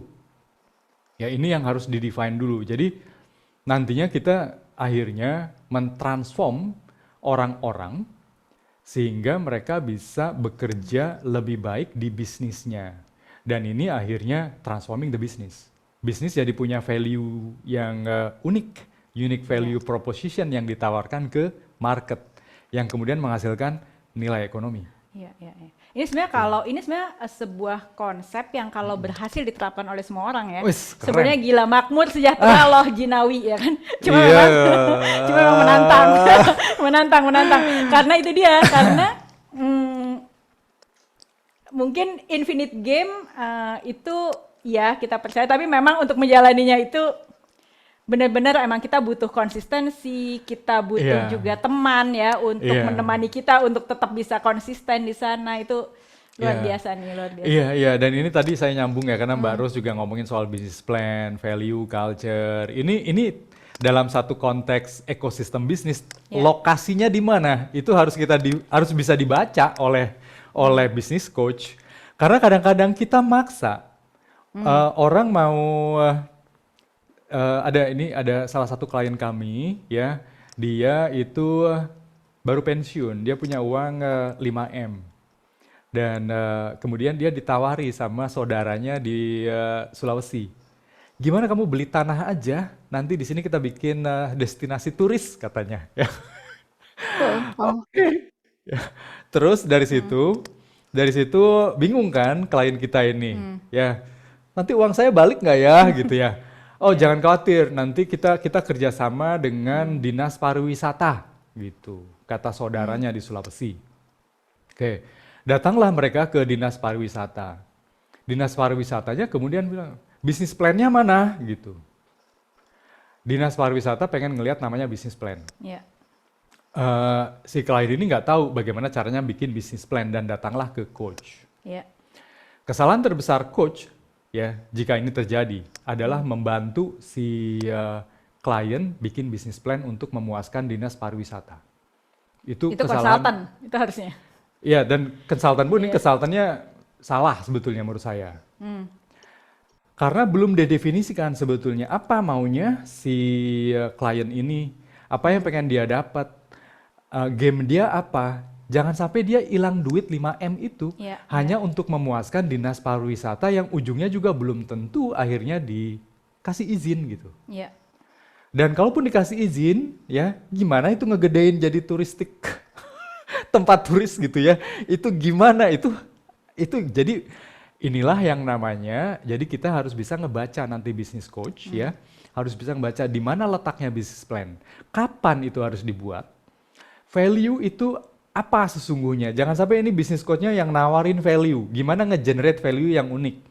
Culture itu yang kayak gimana, jangan nyodorin kamu harusnya gini, bikin job desk dulu deh ya semuanya, lama aja gitu ya, terus besok harus untung gitu. Harus bisa ngebaca ya, konteksnya apa dalam skala yang lebar. Dan kemudian kalau udah siap, go deeper di situ, udah enak banget tuh ya kalau ketemu. Jadi si pebisnis ini punya authenticity, keunikan yang kemudian dia ekspresikan dalam unique value proposition dalam produk untuk konsumen. Ya. Mas Al, ada yang raise hand ini nih, Pak Gunawan ya. Silahkan Iya. Pak, kalau mau di-unmute Mas Pak. Gunawan ini. Iya. Belum di-unmute Pak. Malam Mas Al. Malam Mas Gunawan, udah lama gak ketemu. Baik. Enggak, ini saya mau sharing mungkin yang ekosistem ekologi ya satu, sama ada satu pertanyaan. Yang ini yang ekosistem sama ekologi dulu. Saya mau cerita di Balikpapan misalnya ada ada pantai, kemudian pantai itu ada tanaman bakau. Nah, masyarakat sekitar ambil ambil kayu bakau untuk kayu bakar. Dari sisi ekologi ekosistem itu merusak lingkungan. Tapi kalau nggak boleh ngambil kayu, mereka nggak dapat uang gitu loh. Iya. Akhirnya solusi tengahnya adalah aktivis di sana mengajarkan mereka mengolah biji bakau untuk bisa jadi tepung dan jadi bahan Yap. kue gitu. Ya. Iya. Ya, Ya. maksudnya seperti itu ya. Jadi ekologinya dapat, ekonominya dapat, ekonominya jalan gitu ya. Betul, betul banget. Dan mereka akhirnya hidup dalam satu ekosistem yang seimbang kan, antara alam dengan juga ekosistem sosial di situ. Dimana mereka juga bisa nyekolahin anaknya sekarang karena dia punya uang kan. Jadi ekosistem yang balance nantinya, yang kayak gitulah ya, Mas Gun. Iya.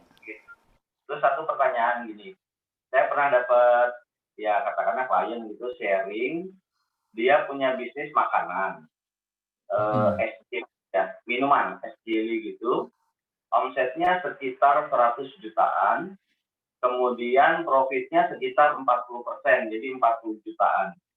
Kemudian setelah gali, sebetulnya bukan permasalahan bisnis karena uang yang dia hasilkan atau keuntungan yang dia dapat dari minuman jelly itu dipakai suaminya untuk bisnis jual beli mobil gitu.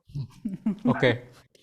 Waktu itu saya jadi mundur karena saya bilang gini, Bu, ini bukan masalah bisnis, ini masalah keluarga. Jadi Ibu selesaikan dulu sama suami gitu.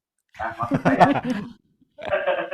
ya kan saya pikir itu bukan masalah bisnis, ini masalah uangnya dia dipakai suami. Dan akhirnya waktu itu saya putuskan saya tidak lanjutkan karena ya terus terang saya waktu itu nggak mau masuk ke permasalahan keluarga mereka gitu loh.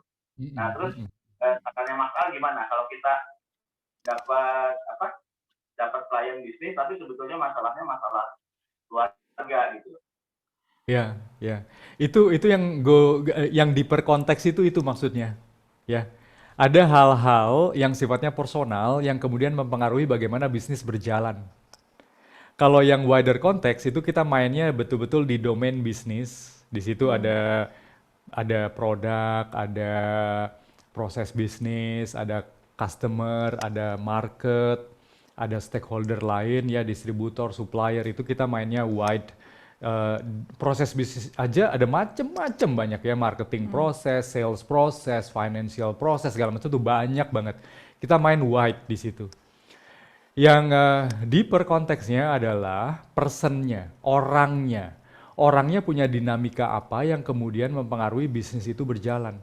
Dan ini sebetulnya masuk di dalam konteks bisnis coaching transformasional nantinya. Dan kalau kita punya kompetensi, kita punya skill nantinya ya, wah itu justru yang di welcome yang gitu-gitu, Mas Gunawan. Jadi kita malah bisa punya meaning beneran ya bagi si ibu itu. Dan kemudian dia jadi punya identitas baru sebetulnya sebagai seorang wanita nantinya yang punya bisnis ya. Bukan sebagai istri yang punya suami ngambil keuntungan bisnisnya dipakai jual beli mobil. Dia punya identitas baru sebagai women entrepreneur nantinya. Yang juga menginspirasi suaminya nanti untuk menjadi seorang entrepreneur. Ini yang namanya ekologi di dalam bisnis itu. Jadi kalau balik lagi ke 3E ya, ekologi di dalam keluarga yang menjalankan bisnis di contohnya Mas Gunawan itu tidak seimbang gitu ya. Nah peran bisnis coach nantinya kayak gitu. Gimana akhirnya kita memfasilitasi munculnya ekologi yang seimbang sehingga ekosistem di dalam keluarga itu juga positif nantinya. Pasti kan nggak positif kalau kayak gitu ya. Dan ini layer ini nih urutan gitu ya Mas ya. Maksudnya ekologinya diselesain dulu baru kita urus ekosistem sehingga menghasilkan ekonomi atau bisa bolak-balik nih. Bisa bolak-balik, inilah yang namanya systemic coaching nanti yang kita pelajari. Jadi systemic coaching itu kita ngomongnya di 3 domain ini. 3 domain dan kita tambah wider and deeper. Pusing gak sih? Pusing. Oke, tapi di situlah nanti agility dan flexibility seorang coach juga bermain ya. Iya, ya coachnya ya memang harus bisa punya ekologi juga. Supaya punya nilai ekonomi. Baik, baik, oke. Nah ini tadi dari Mbak Ina nih, Masya Allah banyak banget belajar malam ini. Thanks Coach, thank you, terima kasih Ini juga kuliah sudah. bisnis jangan-jangan ya malam ini ya kita ya. Iya Kuliah nih, bisnis modern ini ya. ini sebentar Mas, tinggal 10 menitan Iya, lagi nih. gimana nih itu Kita balik ya lihat tuh. pertanyaan dulu ya. Dalam kaitan Mas Al, dalam kaitannya dengan value chain, apakah kalau misalnya kita ada experience di salah satu chain tersebut, ini akan membantu kita sebagai business coach? Tentunya ya. Tapi juga ini nantinya harus bisa ditempatkan di konteks yang tepat di game bisnis itu. Ya, tentunya. Dan itu akan sangat berguna sekali sih. Ya, kalau kita punya experience dan juga expertise Ya, di value chain tertentu. Saya punya experience di bagian teknologi. Jadi itu juga ngebantu ya untuk klien-klien bisnis saya. ya. Oke. Ini dari Mbak Dika. Kejadian beneran itu abis coaching beberapa Itu sesi sih kali ya. Malika sih, itu harus dibalikin tuh duitnya ya. Udah habis warga katanya. Oke, dari Pak Tony nih, Coach Al setelah go deeper, go wider ke banyak klien, apa top 3 yang pada akhirnya diimprove agar bisnisnya menjadi lebih baik? Top 3 itu sebetulnya yang kembali lagi ya, namanya bisnis itu harus punya clarity. Eh, di permainan yang infinite itu vision apa yang dia punya Ya. ya. Jadi harus clear dulu di sana. Yang kedua, agility, bermain tangkas dalam kondisi pandemik itu bisa ngebaca bahkan sebelum pandemik terjadi. Harusnya kayak gitu. Bukan yang sekarang masuk ke new normal baru melakukan pembenahan. Bisnis yang baik itu dia bisa ngebaca ya tren. Agile itu kemampuan kita foresight, jadi ngebaca nih 6 bulan apa yang terjadi di geopolitik di dalam di secara global dan ya apa pengaruhnya ke bisnis saya. Jadi kalau di Coaching Indonesia waktu itu kita udah ngebaca ini bakal terjadi dan kita langsung switch ke digital learning ya, dan bahkan app-nya udah ready gitu untuk orang belajar langsung dari sana, dan kita butuh waktu cuman 1 bulan untuk betulan klik gitu aja ya. Dan itu satu bacaan yang harusnya didapat bahkan sebelum pandemik itu terjadi ya. Nah, seorang business coach nanti harus bisa memprovok itu kepada ownernya. Yang ketiga, flexibility itu. Oke. Switch-nya jangan lama-lama gitu ya. Iya, Nanti iya, iya. nggak fleksibel gitu, switch-nya ke model yang dulu lampau, jangan. Tapi ini apa yang paling dibutuhkan oleh konsumen gitu saat ini, itu be flexible. Entrepreneur tidak menjual produk yang ia sukai. Entrepreneur menjual produk yang konsumen butuhkan. Iya. Harus bisa fleksibel switch itu ya. Kalau entrepreneur menjual produk yang ia sukai dan konsumen butuhkan, aduh itu bahagia sekali. Bahagia banget, itu namanya hidup di dalam mimpi ya. Tapi jangan menjual produk yang disukai tapi konsumen tidak membutuhkan, itu cuma rugi doang nantinya ya. Susah nanti berbisnis kalau kayak gitu. Ini kan maunya kamu sebagai pembuat produk gitu. Tapi ini passion saya, nah itu Passion gimana saya. tuh? Konsumennya nggak ada masalahnya. Karena ada banyak kayak gitu, ada yang jago batik yang sejago-jagonya gitu ya. Desainer end to end gitu. Tapi hidupnya ya gitu, karena dia tidak ada konsumen yang membutuhkan kayak gitu. Konsumen butuhnya yang batik yang slim fit gitu ya, seperti saya. Oke. Baik. Oke nih, dari Mbak Ina juga nih, walk the talk ini memang greget. Makasih.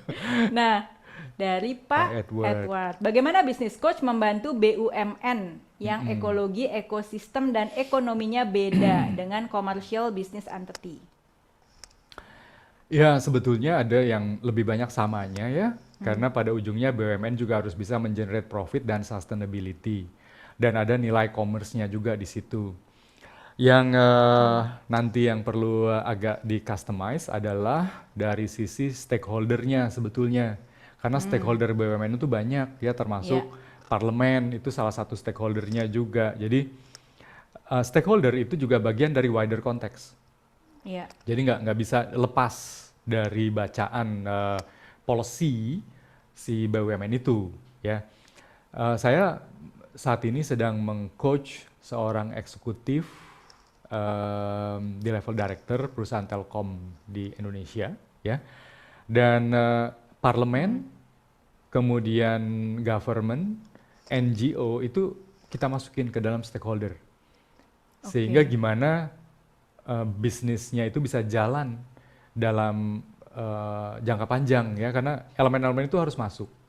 Beda kalau misalnya kita bukan BUMN dan bisnisnya tidak harus bersentuhan dengan NGO, polisi, kampung adat, gitu-gitu beda ya. Nanti jadi ngebaca itunya. Jadi kemampuan kita untuk menempatkan atau value chain sebetulnya ya dalam keseluruhan wider konteks how the business works gitu. Tapi kalau gitu balik lagi nih Mas sebenarnya ya sebagai business coach, jadi kita sebenarnya perlu nggak sih ya tahu tuh ya segala macam itu, kan itu Kelatih dengan sendirinya.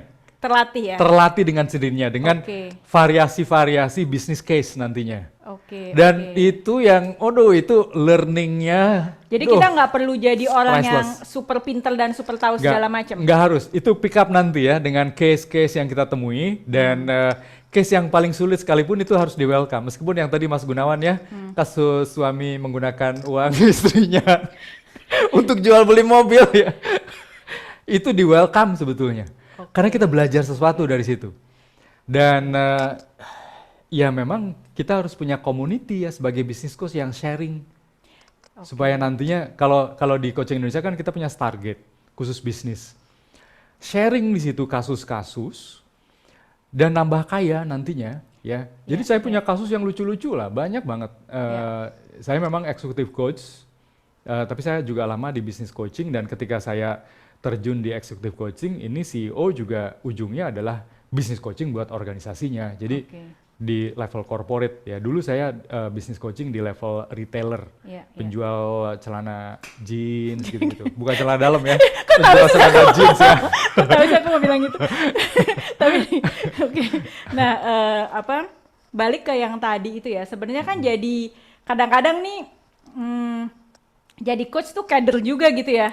Waduh, kayak belum ngerti nih tentang hal ini atau nggak terlalu tahu segala macam. Cuma kalau tadi akhirnya saya mereflect apa yang Mas Al katakan, intinya kita sebagai coach itu balik lagi ke coach mindset ya. Sebenarnya curiosity, open mind itu dulu gitu ya. Jadi kalau kita curious juga akhirnya kita berusaha untuk mendengarkan dengan lebih baik dan menangkap semua itu. Iya, benar. Gitu ya. Ini saya ingin tampilkan lagi nih slide yang memang saya udah siapin karena harus dibawa ke sini ya. Coach mindsetnya harus benar dulu kita sebagai coach. The client is at the center. Jadi center dari perubahan adalah klien kita. Mau ini executive coaching, business coaching, sales coaching, center dari perubahan itu dia. Kalau mau go deeper ke orangnya. Be open and curious artinya open terhadap semua yang sedang going on saat itu terjadi. Ini kasus istri sama suaminya gitu ya.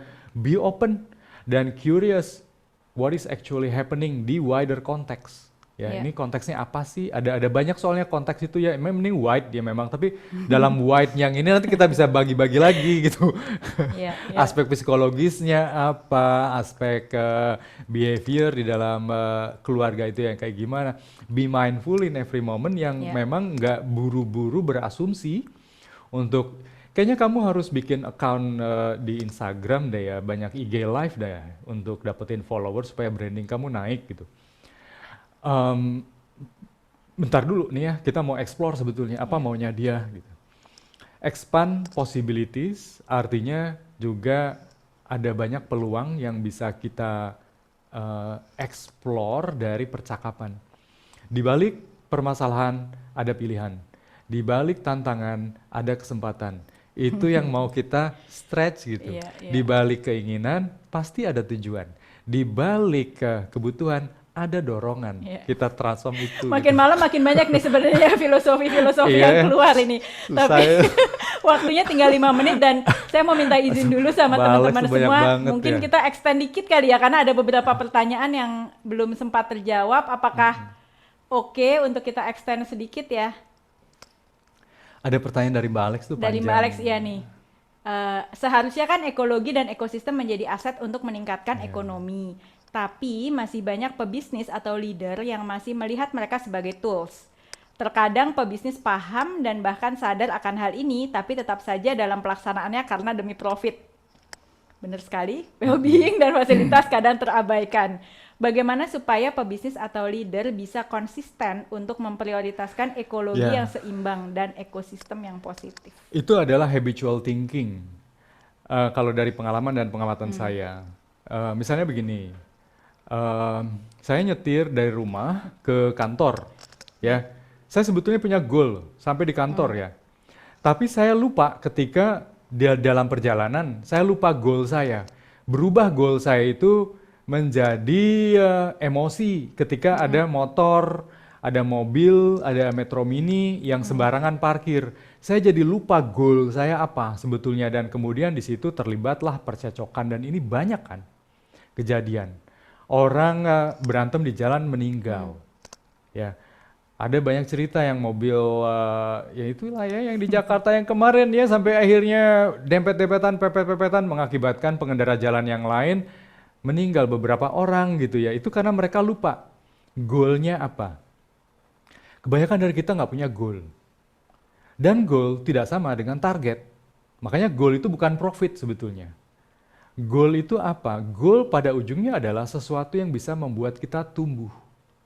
Jadi gimana kita membantu pebisnis dan leader, ya? Tambah pusing ini. Jadi ada goal tidak sama dengan target. Goal tidak sama dengan Oke. target, goal tidak sama dengan profit.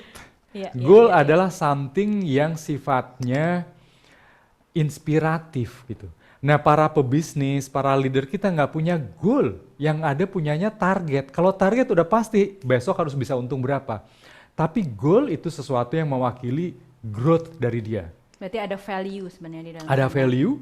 Goal itu sebetulnya di situ harus turun dari namanya drive dan inspiration.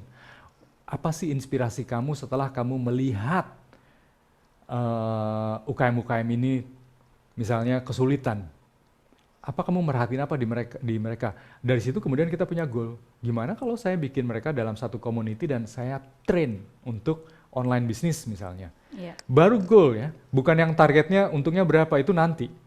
Nah, kebanyakan dari kita Oke. nggak punya goal satu. Kedua juga goal harus turun dari mana, jangan sampai itu sembarangan bikin goal.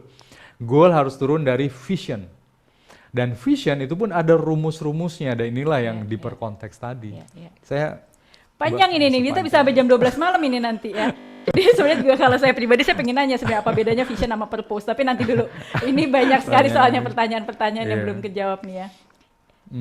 Oke, nasib kata Mbak Lika. Keren, terima kasih. Nah, dari Ya. Mbak Ina menarik ini. Kalau ada orang yang posisinya belum sampai ke clarity dengan visinya, berarti itu terus dikulik sampai clear baru bisa beralih ke bahasan lainnya. bener ya. banget. Dan visi nggak bisa nyontek. Nggak bisa nyontek. Nggak bisa nyontek, nggak bisa ngambil Kita nggak dari bisa orang lain. googling. Nggak bisa googling. Orang visi itu adanya di pikiran dan jiwa kita, Iya. ya, dan sifatnya subconscious biasanya. Dan itu yang perlu go deeper nantinya, dan fungsinya business coach itu. Dan ada rumusnya sebetulnya untuk dapetin visi.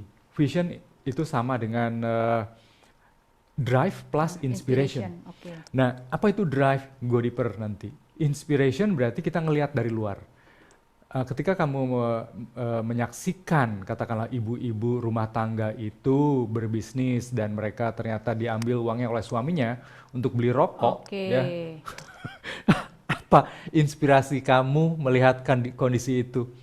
Oke. Solusi apa yang kemudian bisa kamu tawarkan? Gitu. Oke, jadi disitulah sebenarnya perkawinannya. Jadi drive Iya. itu datang dari dalam diri. Iya, Inspirasi adalah akhirnya value apa yang kita ingin create dari melihat sebuah situasi. iya. Drive Dan itu datang perkawinan dari itu dari datang jiwa menjadi kita ya. vision. Iya.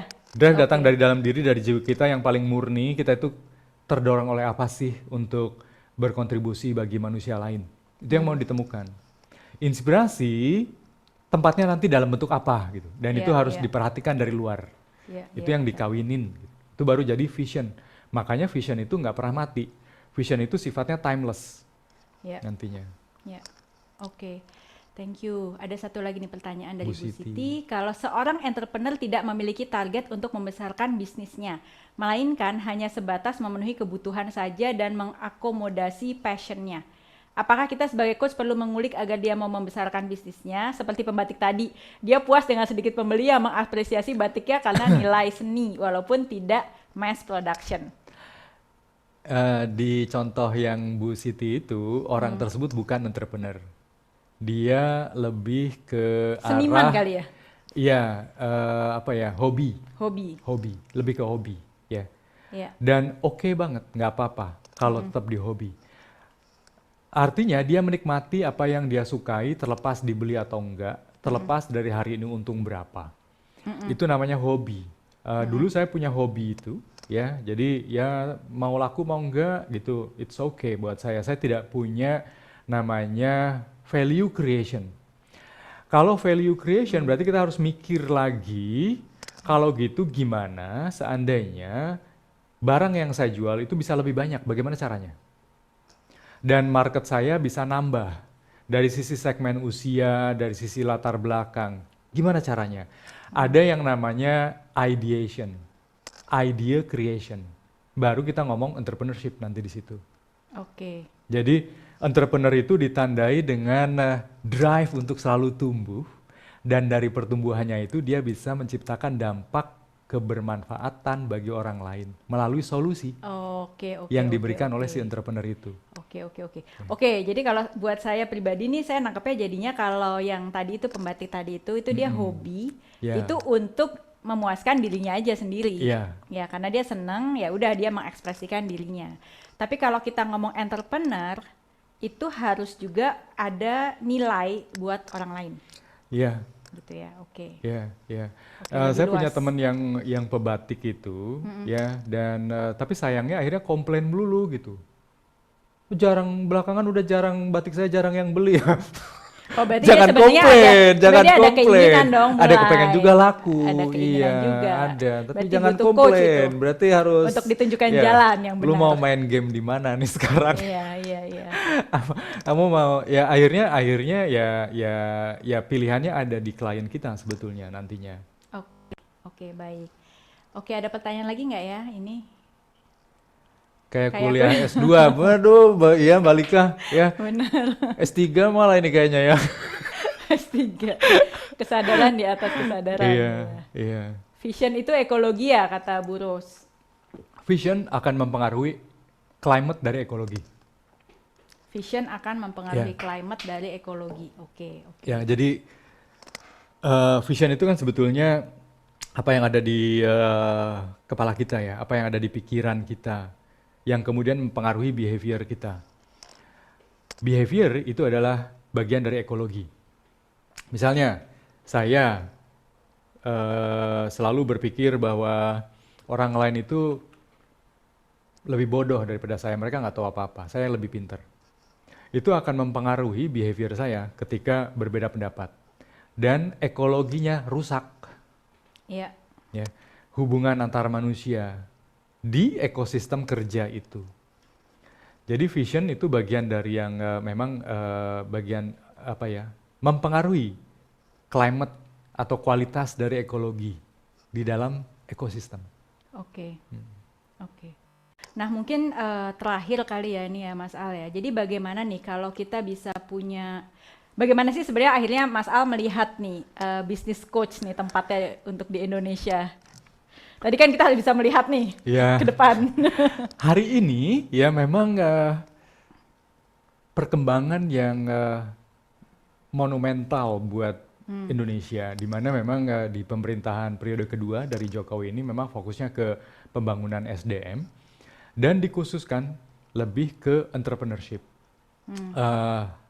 Kita punya banyak sekali klien-klien hari ini ya, bahkan yang di Stargate Business Coaching itu udah punya 3 komunitas besar yang akan di-coach ya, 4 malah yang akan datang ini ya. Jadi memang kalau kita ngelihat tren entrepreneurship di Indonesia ini lagi naik dan mendapatkan perhatian, bahkan dimasukkan ke dalam satu kementerian pariwisata dan ekonomi kreatif. Belum lagi nanti nyambung sama Kementerian Perdagangan, Kementerian Koperasi. Jadi memang ada banyak sambungan-sambungan. Kementerian Keuangan biasanya sebagai sponsornya. Belum lagi perusahaan-perusahaan besar, bank, telco, construction itu punya dana CSR untuk pengembangan kewirausahaan di Indonesia. Nah, jadi memang momentumnya tuh sekarang, dan ini sayangnya Indonesia belum siap dengan business coach.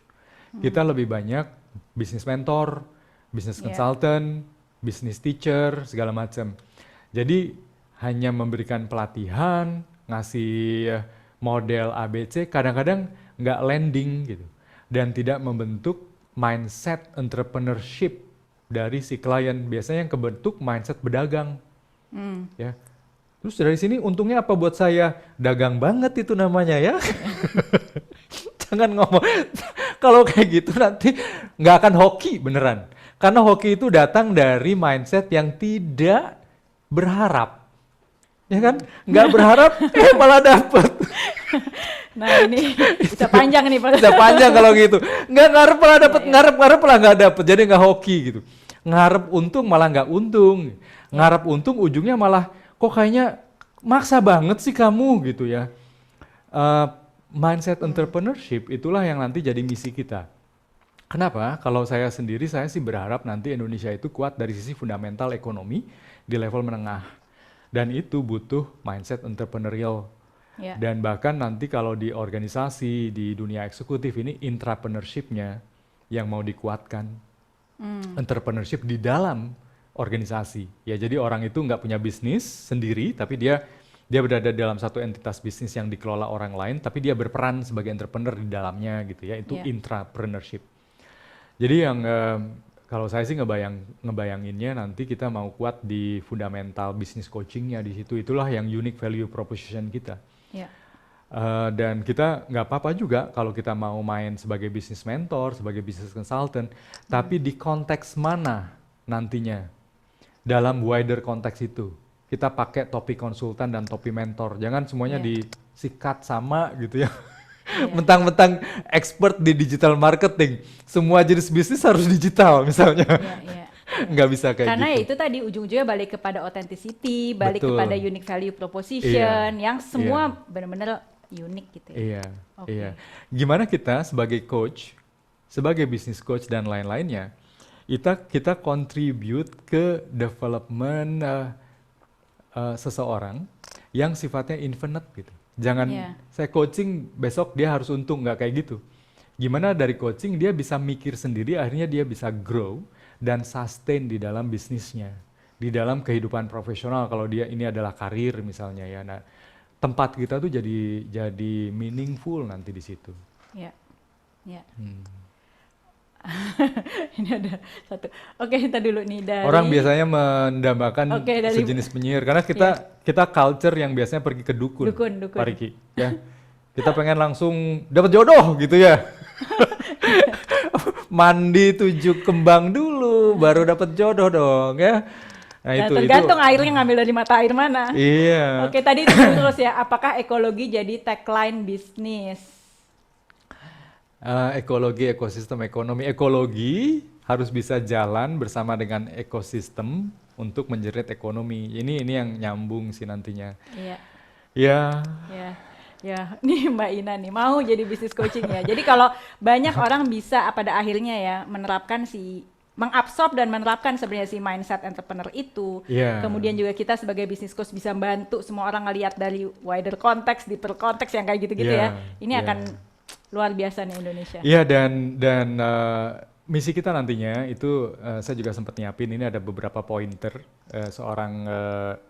misi kita sebagai business coach ingin membangun klien kita menjadi seorang entrepreneur yang punya mindset. Ya. Ada 5 mindset di entrepreneurship ya, yang yang tadi ya, gimana orang itu main infinite game. Ya. Dan it's okay untuk bikin kesalahan. Kadang-kadang di kita ini ya, udah dikasih tahu kan ya dari dulu-dulu. Iya, konteksnya lain dulu sama sekarang. Ya, kadang-kadang kita tuh gitu ya. Oh, anak ABG kayaknya semuanya infinite Gitu ya. game deh.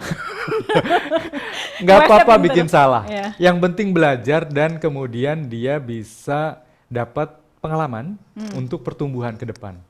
Emotion, energy in motion. Jadi kadang-kadang kita sebagai coach juga nggak sabar dan si pebisnis ke bawah jadi nggak sabar gitu. Iya. Kitanya sabar dulu ya.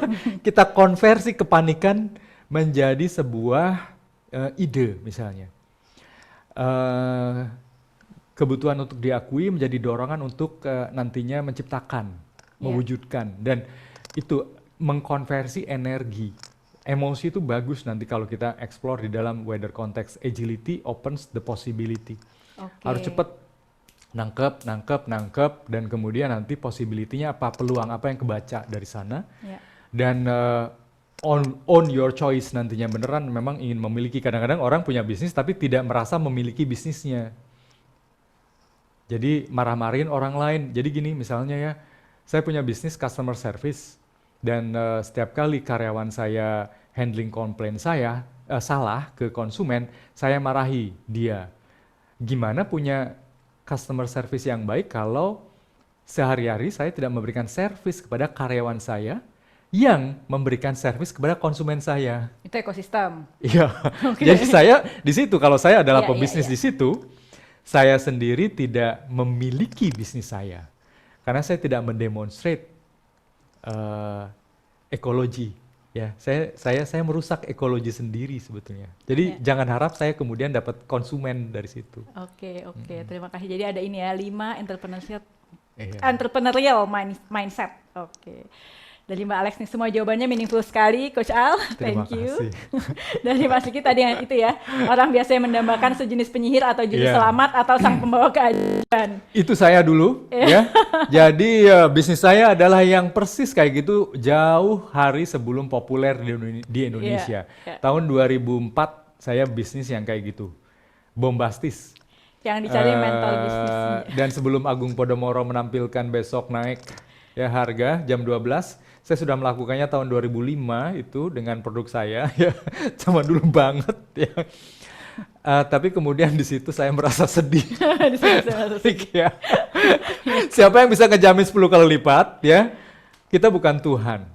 Tapi gimana kalau kita menjadi instrumen dari creation?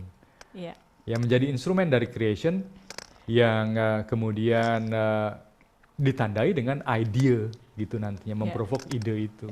Mungkin ini nih, Bu Ros kayaknya masih agak penasaran nih kayaknya ya. Ketika dapat ekologi langsung bisa dicoba ya. Iya bener, value itu kan, value yang unik value yang unik dari situ. Oke, ini dari Mbak Mirna. Coach Al, habitual thinking tadi maksudnya apa tadi? Agak miss. Habitual thinking itu yang kebiasaan kita yang berpikir pendek-pendek. Jadi target itu pendek. Target tidak sama dengan goal. Goal itu lebih panjang daripada target. Kalau target itu bisa bulanan, bisa tahunan, goal itu bisa 5 tahunan, bisa 10 tahunan. Goal itu bagian dari vision. Kalau vision adalah timeless, goal adalah timely di dalam spesifik time frame. Nah, mainlah di vision dan goal dulu ya, supaya kita nggak terjebak di reactional emotion yang sifatnya pendek-pendek. Habitual thinking itu yang reaksi terus gitu ya, pendek-pendek aja.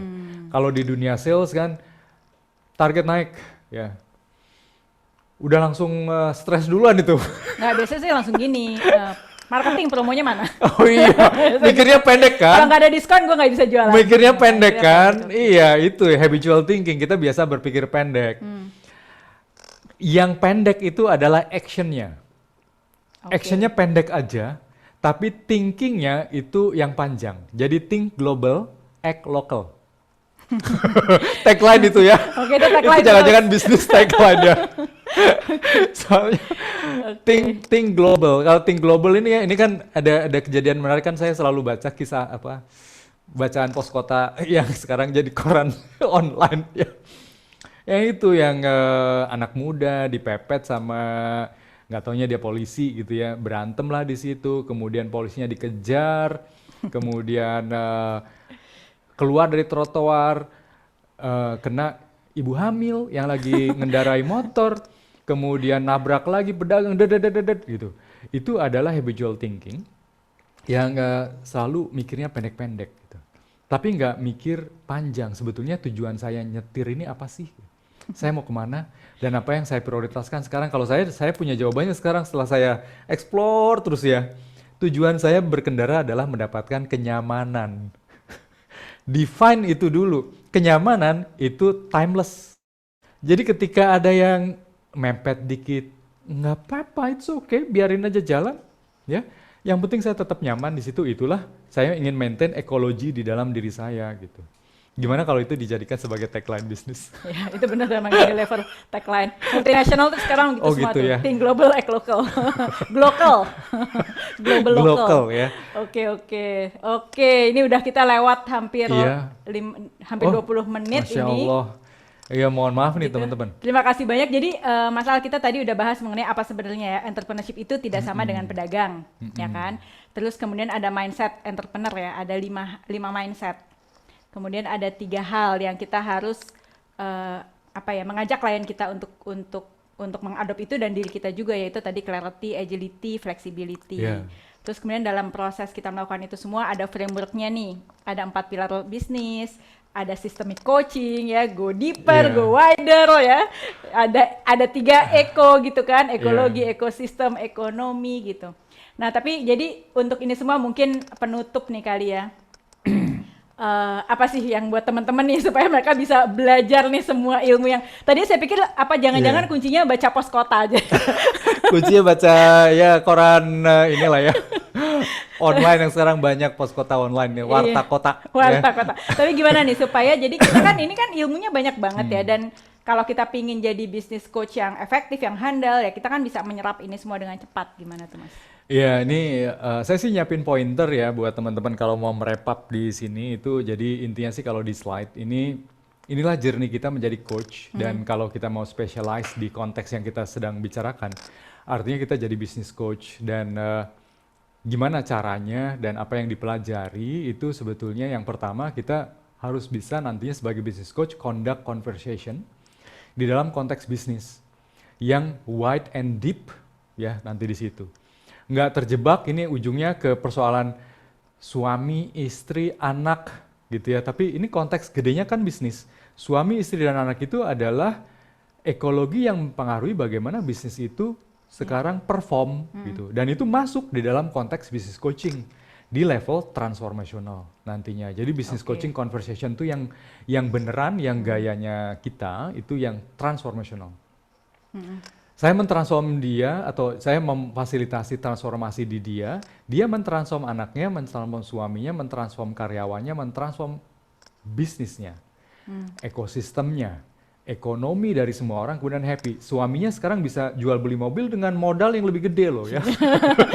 Ini kisah nyata. Mau nggak gitu ya. Mau nggak deh bayar bisnis coachnya double deh gitu. Ajak nanti ya si istrinya ya. Business coaching conversation nantinya dan gimana kita bisa mengidentifikasi success measure untuk setiap tahapan-tahapan bisnis progress dan juga skala bisnisnya berapa, omsetnya berapa, itu nanti measurementnya beda lagi dengan yang omsetnya tinggi, omsetnya menengah gitu-gitu. 4 pilar dari bisnis itu juga yang wider konteks itu nanti isinya ada 4 pilar itu ditambah business acumen. Kadang-kadang kita sebagai business coach nggak punya yang namanya business acumen. Yang kita andalkan itu business skill, marketing mix, design thinking, itu bagus banget. Tapi business acumennya apa? Apa dampaknya ke commercial? Apa dampaknya ke value creation? Apa dampaknya ke keuntungan bagi konsumen? Itu harus dipikirin gitu ya. Jadi business acumennya jalan, plus systemic. Jadi core-nya nanti di systemic coaching in business. Itu yang itu jadi menarik gitu. Business coaching nggak ngomongin target mah kecil. Orangnya yang mencapai target itu yang besar. Sistemiknya tuh banyak banget ya. Masa lalu dia juga berpengaruh. Dia diomongin apa sama bapaknya dulu mempengaruhi produk yang sekarang dia jual, itu ketangkep kok nanti pakai systemic coaching. Dia lagi seorang wanita menjalankan bisnis, ada hormonal balance yang nggak seimbang. Dengan systemic coaching itu teridentifikasi. Oke. Baik, terima kasih banyak sekali lagi Mas Al nih untuk ilmunya malam ini ya. Terima kasih. Banyak sekali. hal-hal baru yang bahkan buat saya juga nih teman-teman ya, baru sempat nih secara bos saya ini sibuknya minta ampun ya. Jadi Sombong ya. Gak pernah interview, gak pernah ngundang saya. Iya. ya, tapi terima kasih banyak gitu ya. Jadi mudah-mudahan juga malam ini bisa banyak memberikan ilmu buat teman-teman semua, bisa menginspirasi juga untuk kita bisa menjadi coach yang lebih baik dan mentransformasi orang lain, klien kita, Ya. dan juga akhirnya lingkup yang lebih luas gitu ya. Iya, iya. Nanti Oke. semoga kita bisa berjumpa loh teman-teman. Kita ada kelasnya Business Coaching Certification Iya. di minggu kapan ya? Ya, tanggal 22 Januari Tanggal ini 22 ya, nanti kita akan ada kelasnya. iya. Registrasi masih dibuka gitu ya. Kalau misalnya ada yang mau silahkan. Dan ini juga nanti kita akan belajar banyak sekali gitu. Dan tadi tuh sebenarnya ya yang diper itu kita juga bisa gali lebih panjang di Executive Coach Certification Program. Ada juga, ya, yang itu. Gitu. Jadi itu nanti saling bersinggungan dan saling melengkapi lah. Seperti itu. Nih Bu Ros nih, terima kasih Coach Al dan Coach Nanda. Keren banget, sangat bermanfaat. Wah, ekologi visi Coach sama tagline-nya apa ya Coach? Dia Japria Mbak Ros ya. nanti Bu Ros boleh nelfon ke Coach Al. Oke, nah terima kasih banyak. Tapi seperti biasa kita foto bersama dulu nih sebelum bubaran gitu ya. Ya. Jadi boleh kalau misalnya ini udah malam sih gitu Iya, yang kalau udah udah lama. dasteran juga nggak apa-apa sih sebenarnya ya. Kita emang begini santai-santai aja gitu. Jadi yang mau foto siapa nih Bang Onma nih? Mas Andri ya foto ya. Oke. Oke. Mungkin kita ada berapa halaman nih Mas Andri? Ada 2 halaman. Oke, baik. Oke ya. Oke, gaya pertama seperti biasa salam C ya. Oke. 1, 2, 3. Oke, satu lagi. Gaya bebas. 1, 2, 3. Oke, baik. Oke. Terima kasih banyak. Silakan kalau mau dibuka speakernya juga boleh loh gitu ya. Terima kasih banyak sekali lagi dari kami Coaching Indonesia, dari Mas Al, saya dan semua teman-teman di sini ada Bang Onma, ada Mbak Dita, ada Mas Irfan, ada Mbak Mutia, ada Mbak Lina, ada semua teman-teman Coaching Indonesia di sini.